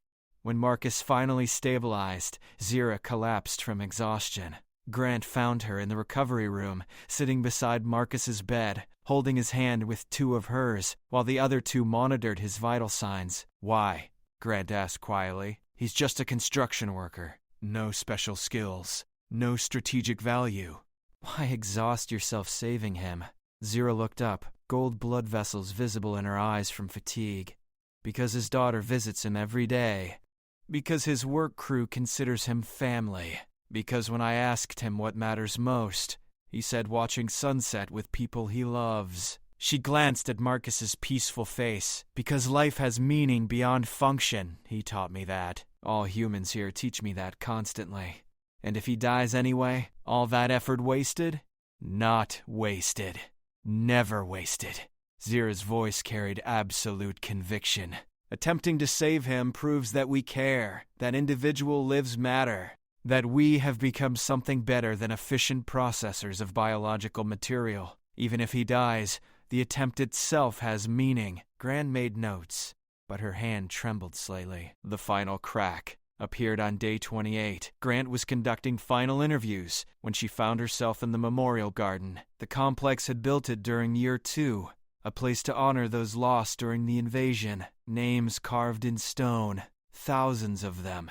Human and alien both, because integration meant acknowledging that soldiers on both sides had died, that grief was universal. She was reading names when she heard voices, a group of young people, human and alien mixed, sitting together in the garden's center. They were sharing stories about family members lost in the invasion. A human girl talked about her mother. An alien boy described his bonded partner. They cried together, comforted each other. Found solace in shared loss. My father died in the initial bombardment, one human said. I hated all aliens for 2 years, wanted them dead. Every single one. What changed? An alien asked quietly. I met Zira. She was treating my grandmother and I saw her cry when Gran didn't respond to treatment. saw an alien weep for a human she barely knew. And I realized that maybe hate was easier than healing, but healing meant something more. An alien girl spoke next. My mother was military medical specialist. She processed specimens on 7 worlds before Earth. She told me that she felt nothing for them, that they were resources, not people. Pause. Then she came here, worked with Danny, started seeing humans as individuals. Last message I received from her said that she finally understood what life was for. 3 weeks later, she died defending this complex from raiders. She chose to protect humans instead of saving herself. I'm sorry, the human boy said, and reached out to hold the alien girl's hand. I am not. She died with meaning, with purpose beyond efficiency. She died protecting something worth protecting. She died human. That is gift Earth gave her. Grant stood frozen, listening to children of former enemies comfort each other, watching them build connections across species lines, seeing them choose empathy over hatred. When she finally moved, she found Kara waiting at the garden entrance. You've been following me, Grant said. Observing you observe us, Kara confirmed. It's my job as human liaison. And what have you observed? That you came here wanting to find failure, wanting to prove that integration is dangerous fantasy that'll get humanity killed. Kara met Grant's eyes. But you're discovering that it's real, that it works, that 3 years of cooperation created something worth protecting. Grant was silent for a long moment. I watched an alien cry over a human patient, she said quietly. Watched one risk her life for a human child. Watched young people comfort each other across species boundaries like it was natural. She looked at the memorial garden.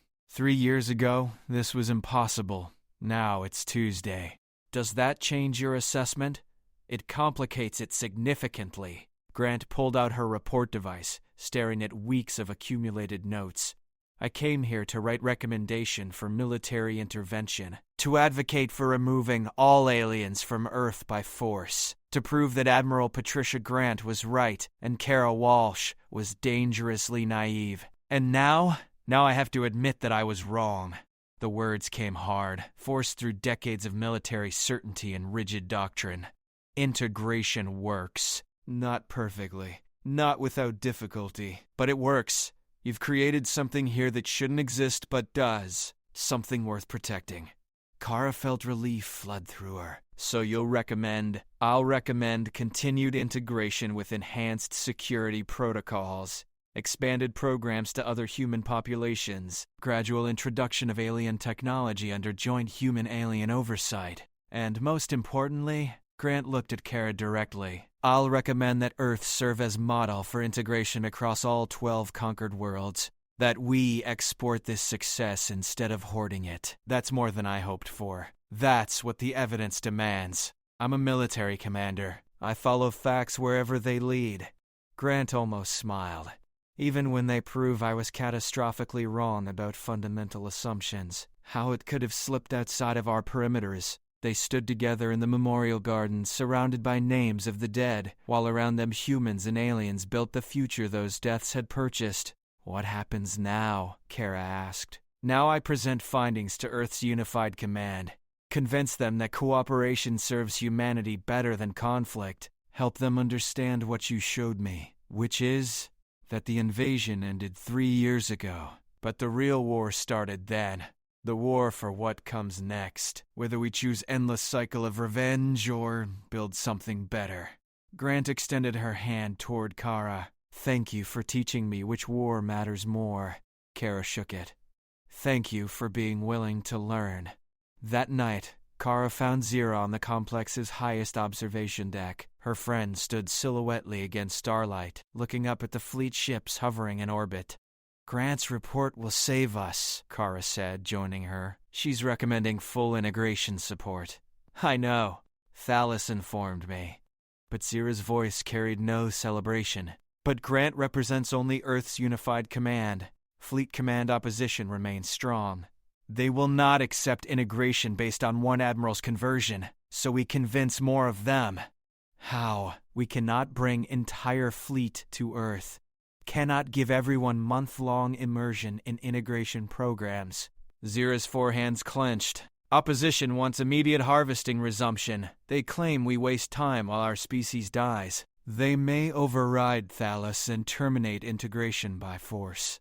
Then we stop them. How? Zira turned to face Kara, and her expression carried desperation. We have built something beautiful here, something impossible.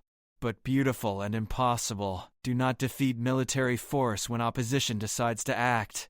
Kara thought about it. About 3 years of work. About humans and aliens learning to coexist. About the memorial garden where former enemies comforted each other. About everything they'd built that shouldn't exist but did. About Danny teaching alien children to care. About Zira willing to die for human friend.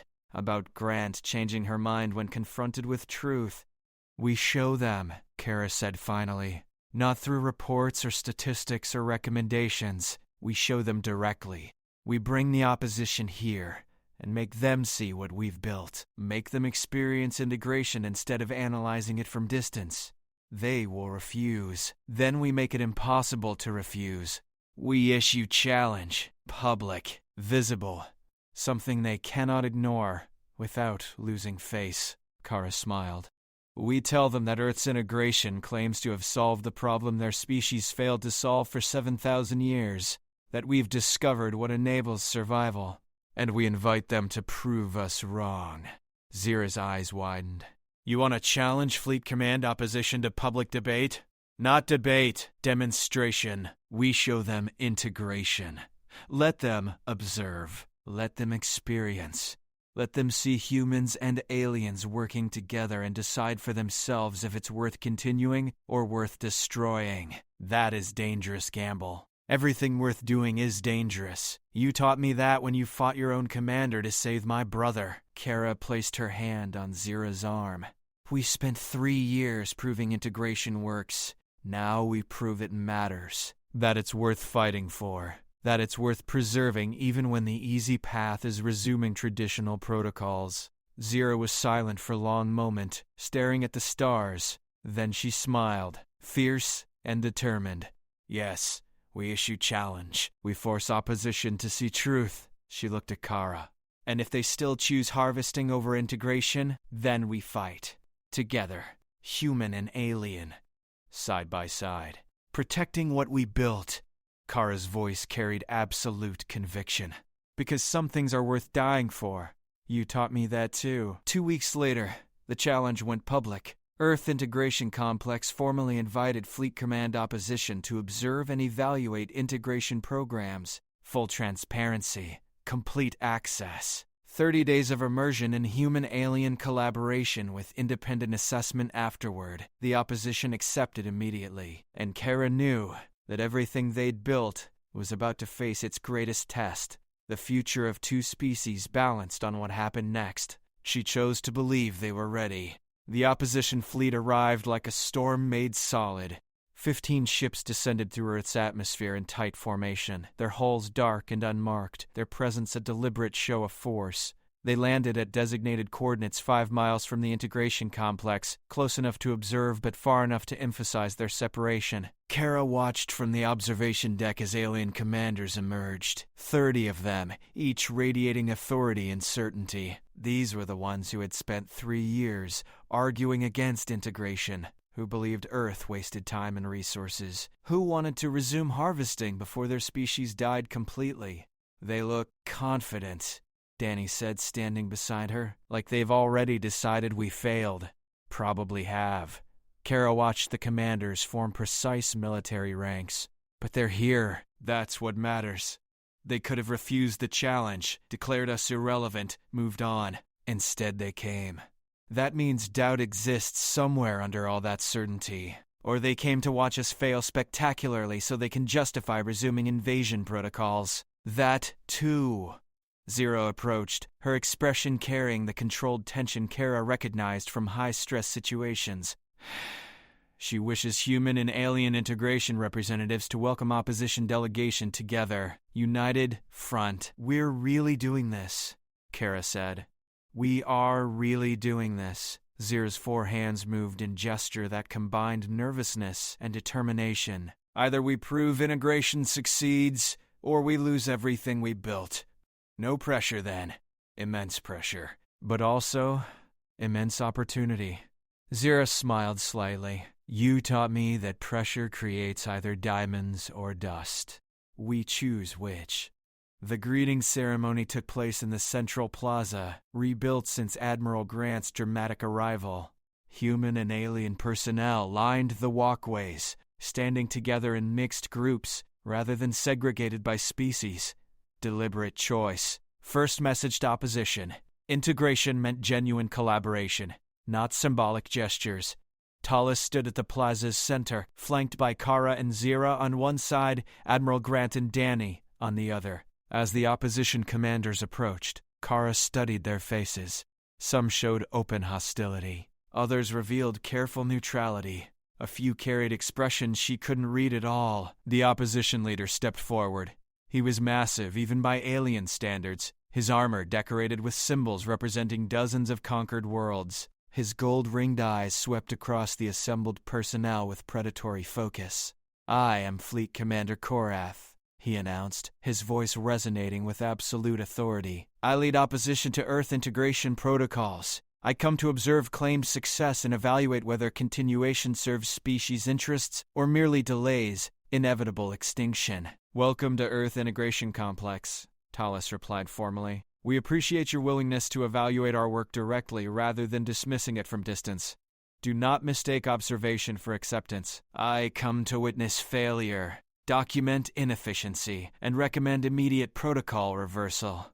Korath's gaze fixed on Kara. You are the human who claims to have taught my species what 7,000 years of evolution could not. Explain your qualifications for this presumption. Kara felt 30 pairs of alien eyes focus on her, felt the weight of 3 years of work resting on her next words, felt the future of 2 species balanced on whether she could defend what they'd built. She thought about everything that had brought her here, the invasion, Danny dying in her arms, Zira choosing compassion over protocol. Years of collaboration, humans and aliens learning to coexist despite every reason to hate each other. Then she smiled and told the truth. I have no qualifications. I'm a construction worker who got caught in apocalypse and decided to survive it with grace instead of bitterness. She met Korath's eyes without flinching. But I learned something during 3 years of integration, that qualifications matter less than willingness to try. That expertise means nothing without compassion to guide it. That sometimes the unqualified succeed where experts fail because they're too inexperienced to know what's impossible. You claim ignorance as virtue? I claim openness as advantage. I didn't know aliens couldn't learn empathy. Didn't know that 7,000 years of evolution made change impossible. Didn't know that former enemies couldn't become friends. Kara gestured to the mixed personnel around them. So I tried anyway, and succeeded because I didn't know I was supposed to fail. Korath stared at her for a long moment. Then he made a sound that might have been laughter or contempt. Hard to tell. Thalos warned that you were unconventional. Poor she understated significantly. He turned to address all assembled personnel. We will observe for 30 days as agreed. We will document everything, evaluate all claims. Determine if Earth integration represents viable path forward or dangerous delusion. His gaze returned to Kara. At month's end, we vote. Integration continues or harvesting resumes. No middle ground. No compromise. Choose your path or we choose for you. Understood, Thalos said. You will have complete access to all facilities, personnel, and documentation. We hide nothing. Good. Because we will look for everything. Korath gestured to his commanders. Deploy to designated observation posts. Begin assessment immediately. I want comprehensive analysis of every integration claim. The opposition commanders dispersed with military precision. Within minutes, they occupied key positions throughout the complex, watching everything, recording everything, analyzing everything. He's terrifying, Danny whispered. He's desperate, Zira corrected. He knows his species is dying. He needs integration to fail because if it succeeds, it proves he wasted decades pursuing wrong solution. Personal stakes make him dangerous. Then we prove him wrong carefully, Kara said. Show him truth without making him feel attacked. Give him evidence he can accept without losing face. Is that possible? Has to be. Because if it's not, this whole thing falls apart in 30 days. The first week was brutal. Opposition commanders observed everything with hostile scrutiny. They found problems everywhere. Inefficient resource allocation, suboptimal collaborative procedures, emotional decision-making that violated pure logic protocols. They documented every flaw, every mistake, every moment that integration showed human weakness rather than alien efficiency. But they also saw things they couldn't explain away. On day 4, an alien engineering team worked alongside humans to repair critical power infrastructure. The work required precise coordination between different species with different physical capabilities and different communication styles. It should have failed. Instead, they completed repairs 30% faster than projections suggested, accomplishing through collaboration what neither species could achieve alone. Korath observed this personally, made notes, said nothing. On day 8, a human child fell seriously ill with condition that would have been fatal weeks earlier. Alien medical specialists treated her using techniques they'd learned from human doctors. Not just alien technology applied to human patient, but genuine synthesis of both medical philosophies. They saved her life through collaboration that integrated knowledge from both species. The girl's parents thanked the alien doctors with tears and genuine gratitude. The aliens accepted thanks with visible emotion, clearly moved by the family's relief. Korath observed this too, made more notes. His expression revealed nothing. On day 15, something unexpected happened. One of the opposition commanders, a younger female named Syrinx, approached Kara privately. She looked uncomfortable, her 4 hands moving in agitated patterns. "I require clarification," Syrinx said quietly.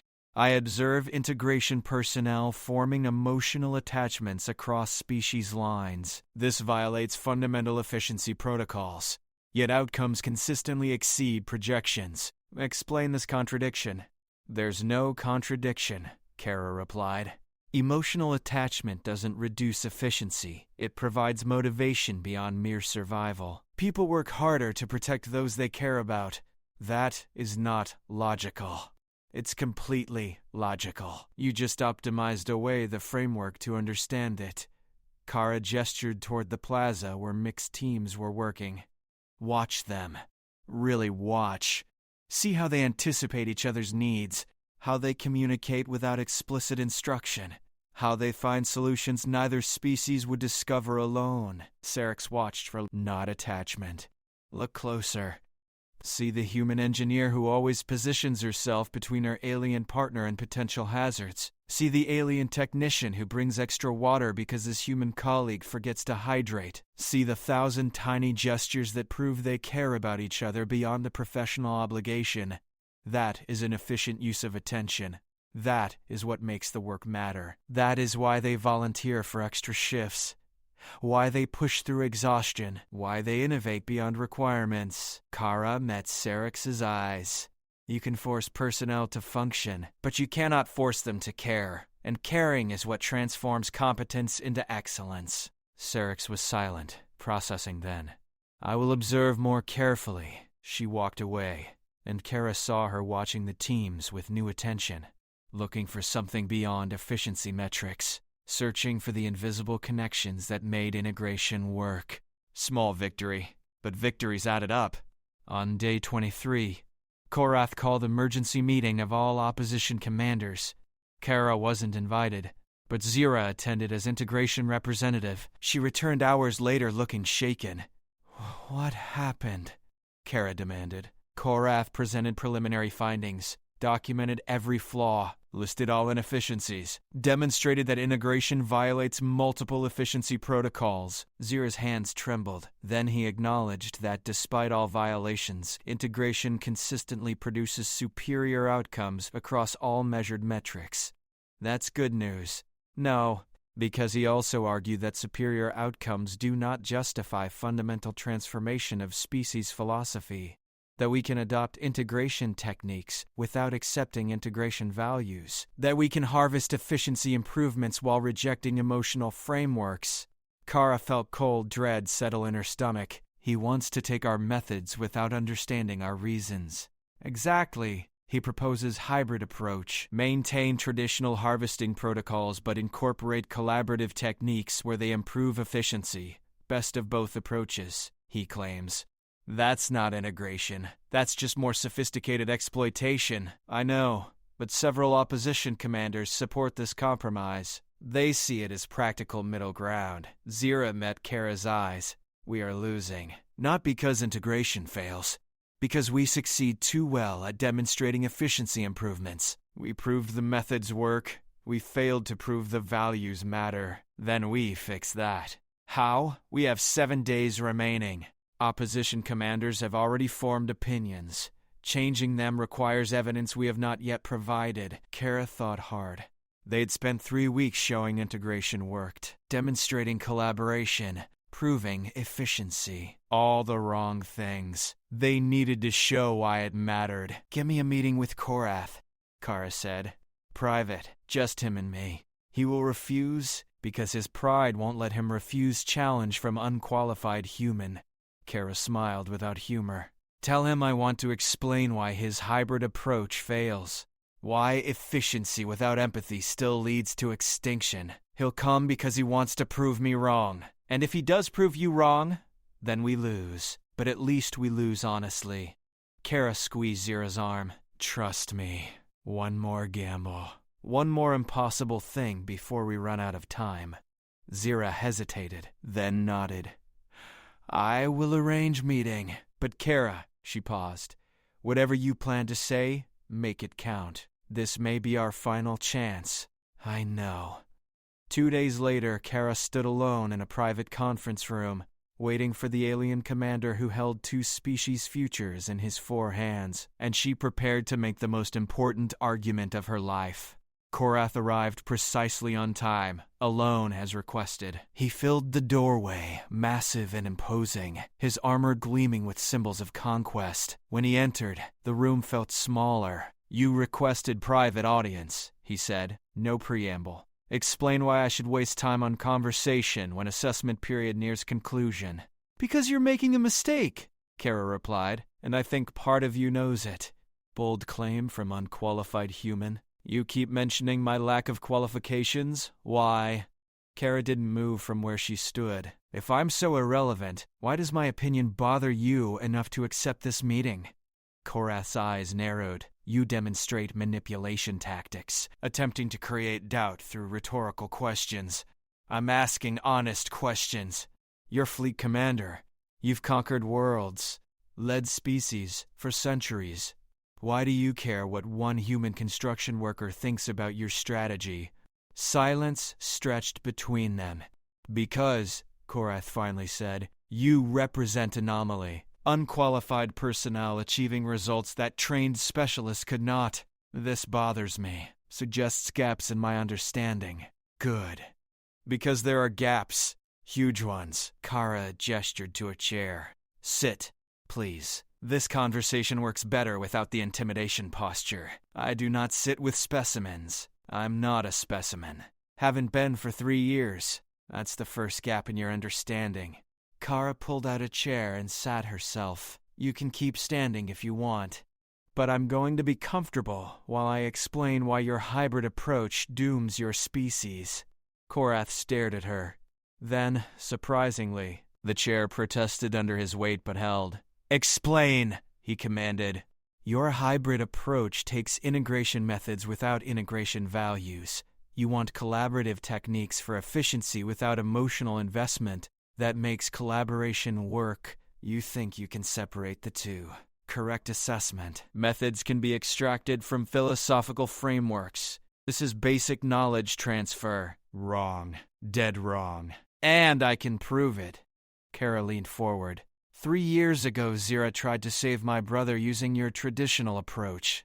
Perfect technique. Advanced technology. Flawless execution. Danny died anyway. You know why? Rejection. His body rejected foreign tissue despite genetic compatibility. His body rejected tissue that came without care, without connection, without reason, beyond efficiency. Kara held Korath's gaze. Zira saved him only after she stopped treating him as specimen and started treating him as person. The technology didn't change. Her approach did, and that made all the difference. Anecdotal evidence, not statistically significant. Then explain the birth rate data. Personnel stationed on Earth show 19% increase in reproductive outcomes. Personnel on other worlds show continued decline despite access to same medical technology, same resources, same genetic material. Kara pulled up holographic displays showing 3 years of statistics. The difference isn't the methods, it's the meaning. Personnel here have reasons to create next generation. Personnel elsewhere still don't. Korath studied the data in silence. What reasons? He asked quietly. Love, connection, hope that tomorrow might be better than today. Belief that life matters beyond mere function. Kara's voice softened. Your species optimized away everything that makes survival worth the effort. You became so efficient at existing that you forgot why you should continue. That's not medical problem. That's philosophical crisis, and you cannot solve it with technique alone. You suggest we require complete cultural transformation? I suggest you need to remember what you were before you became what you are. Before 7,000 years of optimization, before conquest replaced exploration, before efficiency consumed meaning. Kara stood, moving to the window overlooking the complex. Look out there. What do you see? Korath joined her at the window. Below, humans and aliens worked together on evening projects. Children played mixed-species games. Medical teams shared meals. Cultural exchange sessions prepared for tomorrow's programming. I see integration operations, Korath said. Look deeper. See the alien engineer who stays late helping human colleague finish project because they're friends. See the human doctor who learns alien language because her patients deserve communication in their native tongue. See children laughing together despite belonging to species that killed each other 3 years ago. Kara pointed to specific scenes. That's not efficiency. That's choice. They choose to care about each other. Choose to invest in relationships that produce zero measurable output. Choose connection over optimization, an efficient use of time and resources, essential use of purpose and meaning. That's what keeps them coming back. That's what makes them volunteer for extra work. That's what drives innovation beyond requirements. Kara turned to face him directly.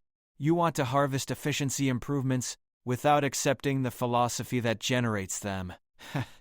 It won't work. You'll get technique without soul, method without meaning. You'll improve short-term outcomes while accelerating long-term extinction. Korath was silent for a long moment, staring out at the complex. I have led my species for 300 years, he said finally.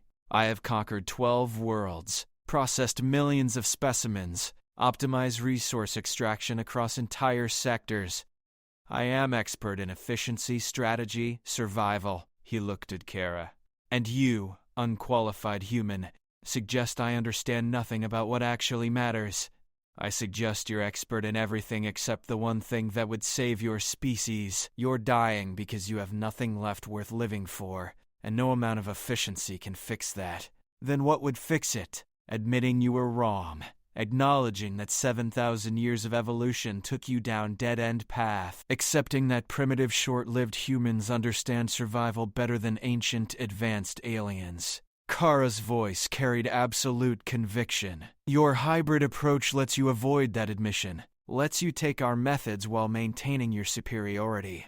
Lets you improve without transforming. But transformation is what you need. Complete. Fundamental. Terrifying transformation.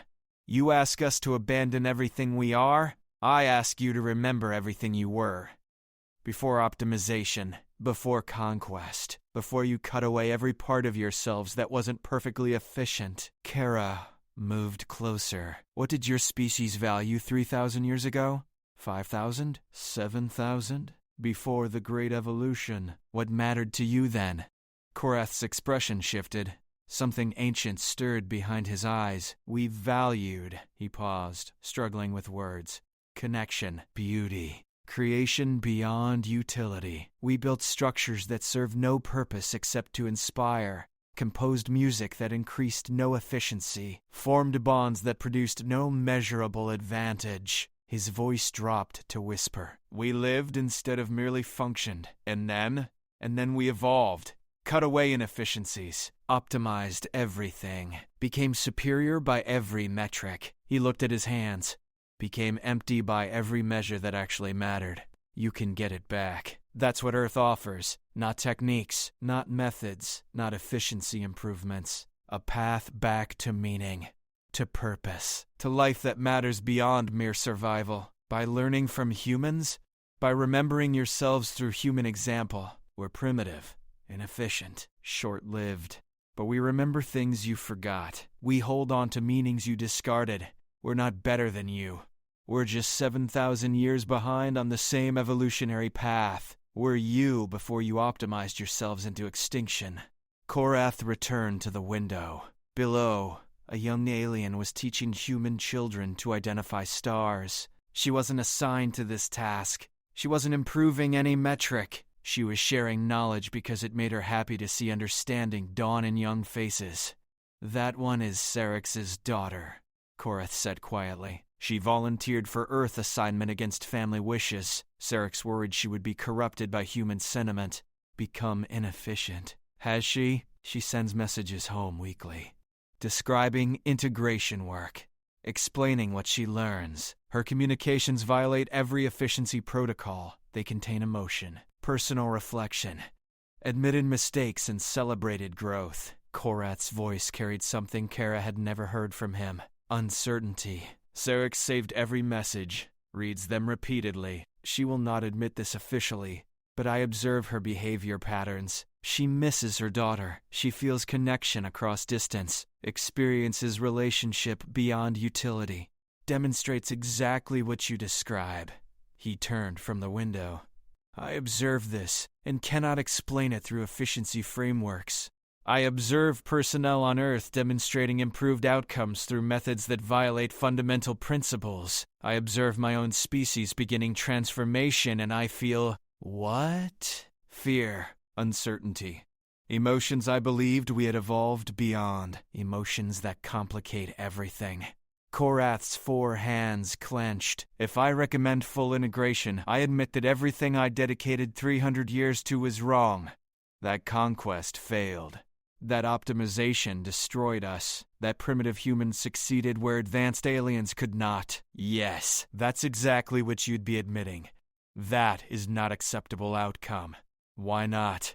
Being wrong isn't failure. Refusing to correct errors is failure. Kara risked moving closer, risked placing her hand on one of his massive arms. You can be right about everything and still lose. Or you can admit you were wrong and give your species chance to survive. Which matters more, your pride or their future? Korath looked at her hand on his arm, at the physical connection between human and alien, at the impossible gesture of comfort crossing species boundaries. My pride is all I have, he said quietly. 300 years of service, of leadership, of making difficult decisions other commanders could not make. If I was wrong about everything, what remains of my value? Everything. Because you had courage to come here, to observe honestly, to question beliefs you've held for centuries. That's not weakness. That's exactly the strength your species needs. Kara squeezed his arm. Admitting error requires more courage than maintaining lies. Transforming yourself requires more power than staying the same. You think changing your mind means you're weak. I think it means you're finally becoming strong in ways that matter. Silence filled the room. Then Korath made a sound that might have been laughter or sob. Hard to tell. You are dangerous, Kara Walsh. Unqualified and completely dangerous. He looked at her directly.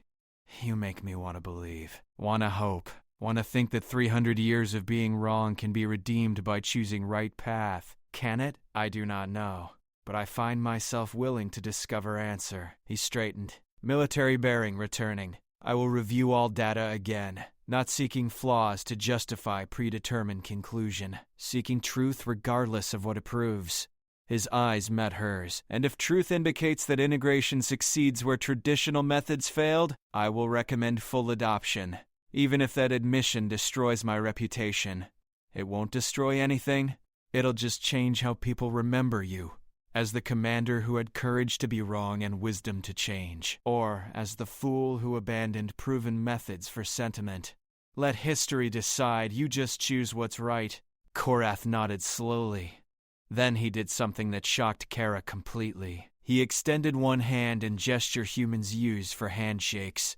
Thank you for honest conversation, for treating me as person capable of growth rather than obstacle to overcome, for showing me that change is possible even after 300 years of certainty. Kara shook his hand, feeling the strength in his grip carefully controlled.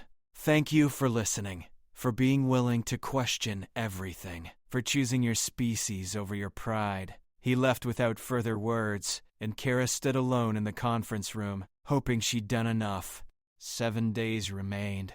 The future of two species hung in the balance, and everything depended on whether one ancient commander had the courage to admit he'd been wrong for 300 years. The final 7 days moved like water through cupped hands. Impossible to hold, impossible to stop. Kara watched Korath during those last days, watched him observe with different eyes. He attended medical training sessions and stayed for hours, watching alien students learn compassion alongside technique. He sat through collaborative engineering projects, tracking not just efficiency metrics, but the invisible connections that made teamwork succeed. He spent an entire afternoon in the memorial garden, reading names of the dead from both species, his expression unreadable. On day 28, he requested permission to shadow a mixed human-alien emergency response team, not observe from distance, actually shadow them, following their work for a full shift. The call came at midnight. Construction accident 3 miles from the complex. Human worker, trapped under collapsed scaffolding, injuries severe. Window for successful rescue, measured in minutes. Kara accompanied the team with Korath beside her. They arrived to chaos, screaming, blood, twisted metal, and a man named Victor pinned beneath 2 tons of steel with his legs crushed and his breathing shallow. The team moved as one organism. Human medics stabilized Victor, while alien engineers calculated load distribution. Alien medical specialists prepared emergency surgery protocols, while human structural experts determined safe lifting angles. No wasted words, no hesitation. Perfect synchronization, born from 3 years of integration. We need to lift section 7.3 degrees, the lead engineer announced. Human strength insufficient. Alien manipulation too imprecise. Requires collaboration. Synchronized on 3, the team leader, a human woman named Rachel, commanded. Humans handle bracing. Aliens provide lift force. Medical teams extract patient during window.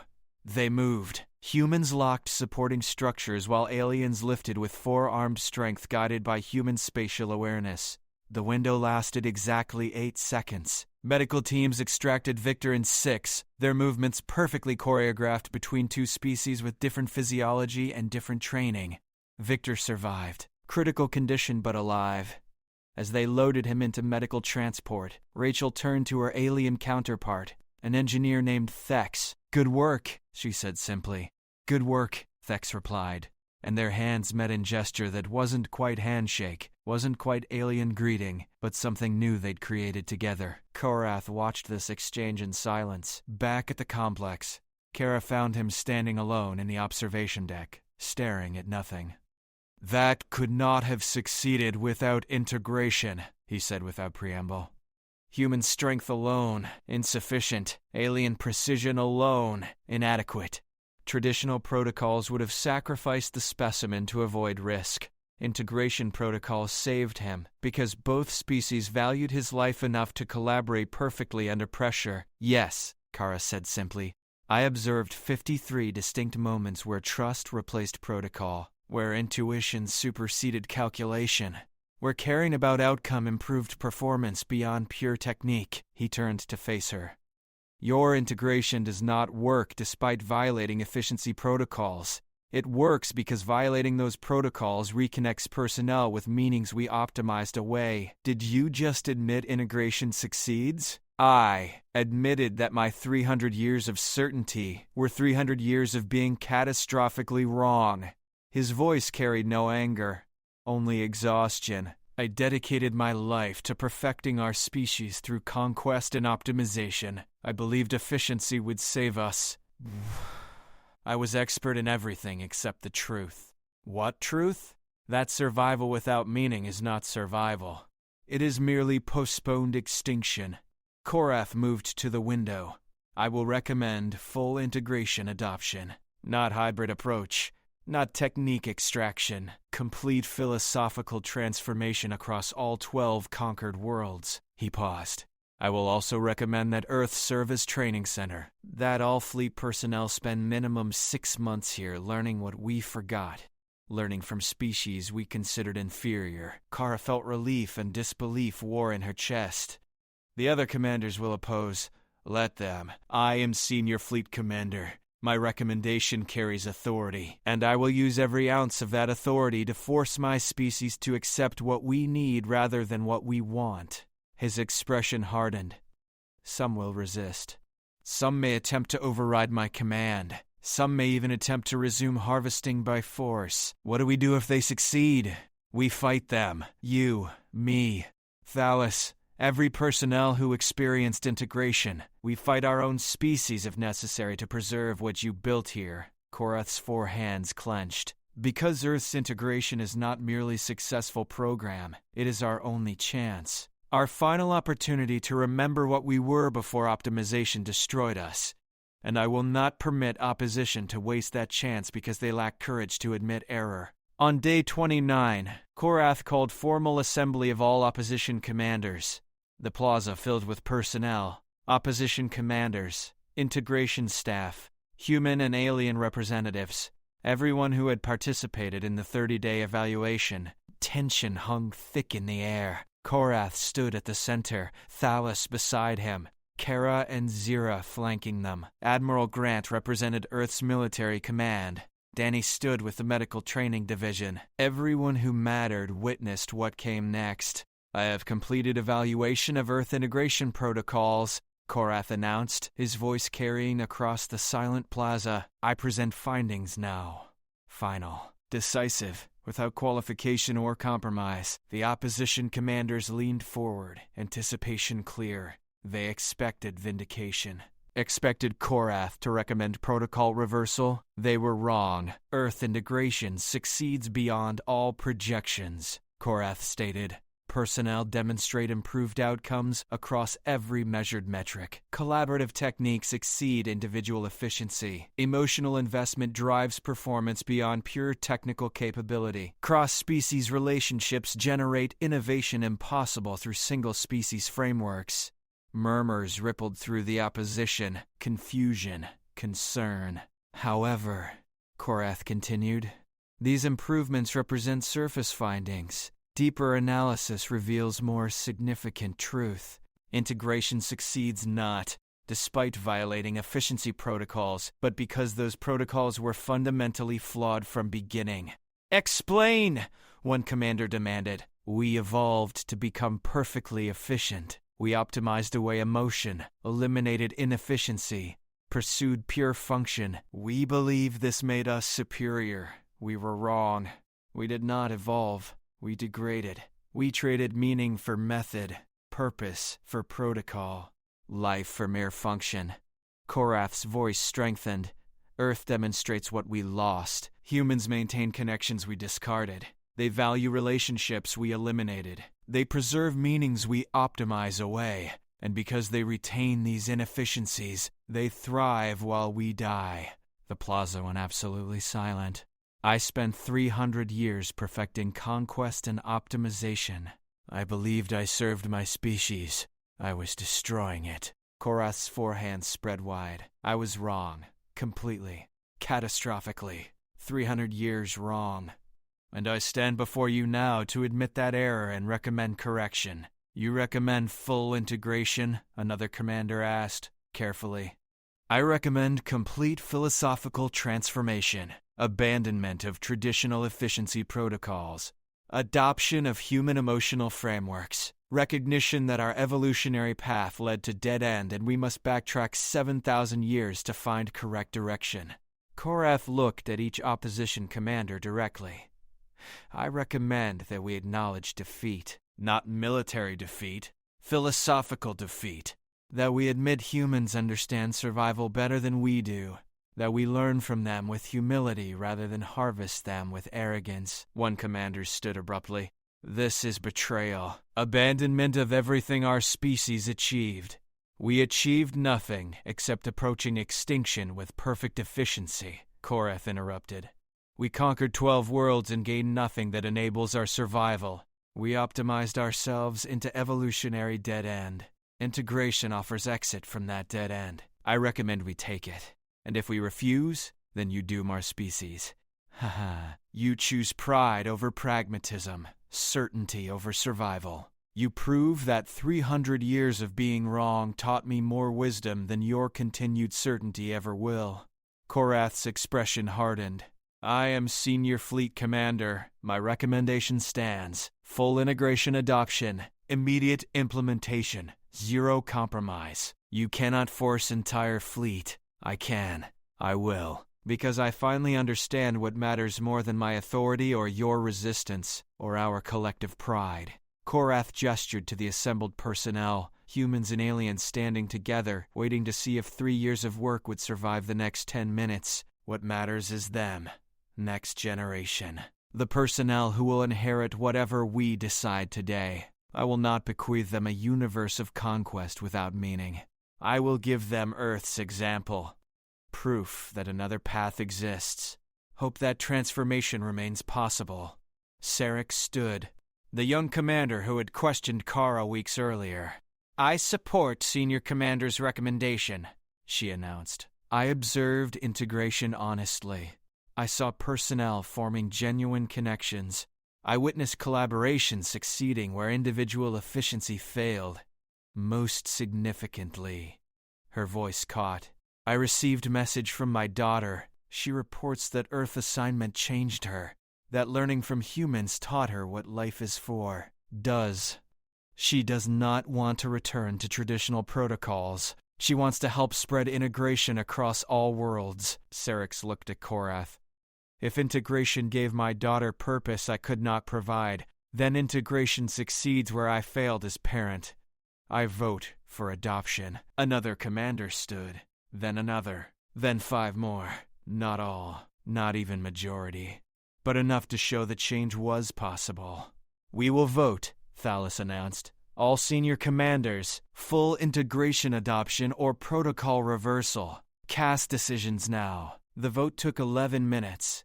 Kara counted each raised hand, each voiced decision, each commander choosing between past and future. When finished, the result was clear. 17 commanders for integration, 13 against, 4 abstaining. Integration survived, barely, precariously, by margin thin enough to break if pressure shifted, but it survived. The plaza erupted, humans cheering, aliens making sounds of approval or protest. 3 years of work validated by 17 raised hands and 4 terrible abstentions. Kara felt Danny grab her in crushing hug. Felt Zira's forearms wrap around both of them. Felt relief so intense it almost hurt. We did it, Danny laughed. We actually did it. Barely, Zira said. 13 commanders still oppose. Abstentions could shift either direction. This victory is fragile. All victories are fragile, Kara replied. That's why we keep fighting for them. Korath approached, his expression carrying exhaustion and something that might have been peace. Your integration survives preliminary vote, but 13 commanders will continue opposing. They will look for failures. They will document problems. They will attempt to reverse decision at every opportunity. Let them try, Kara said. We've got 17 commanders and fragile majority, and 3 years of proven success. That's more than we had 30 days ago. It is insufficient for guaranteed long-term survival. Nothing's guaranteed. That's what makes survival worth fighting for. Kara extended her hand. Thank you for choosing truth over certainty, for admitting error, for having courage to change.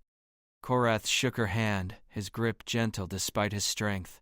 Thank you for teaching old Commander new wisdom, for showing me that 300 years of being wrong can be redeemed by choosing right path now. He paused. What happens next? Next. Kara looked at the plaza, at humans and aliens celebrating together, at the impossible collaboration they'd built over 3 impossible years. Next, we spread this.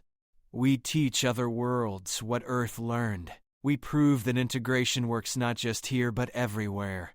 We transform opposition into support, one commander at a time, one world at a time, one connection at a time. That will take decades, probably. But we've got time now. We've got 17 commanders in fragile majority and proof that change is possible. Kara smiled. We've got everything we need to save 2 species. We just have to convince them both that they're worth saving. Korath looked at her for a long moment. Then he smiled. Actual smile. First Kara had seen from him. You are still unqualified, Kara Walsh. Still lack proper credentials, training, expertise.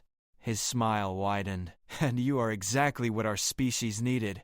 Proof that qualifications matter less than courage. That expertise means nothing without compassion.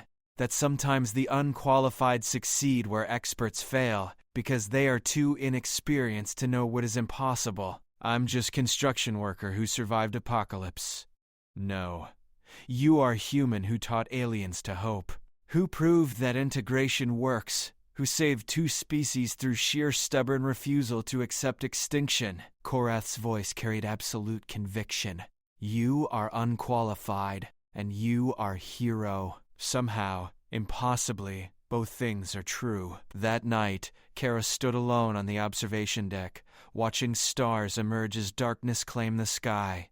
She thought about everything that had brought her here. The invasion, Danny dying in her arms, Zira choosing compassion over protocol, 3 years of impossible collaboration, 30 days of evaluation, 17 commanders choosing transformation over extinction.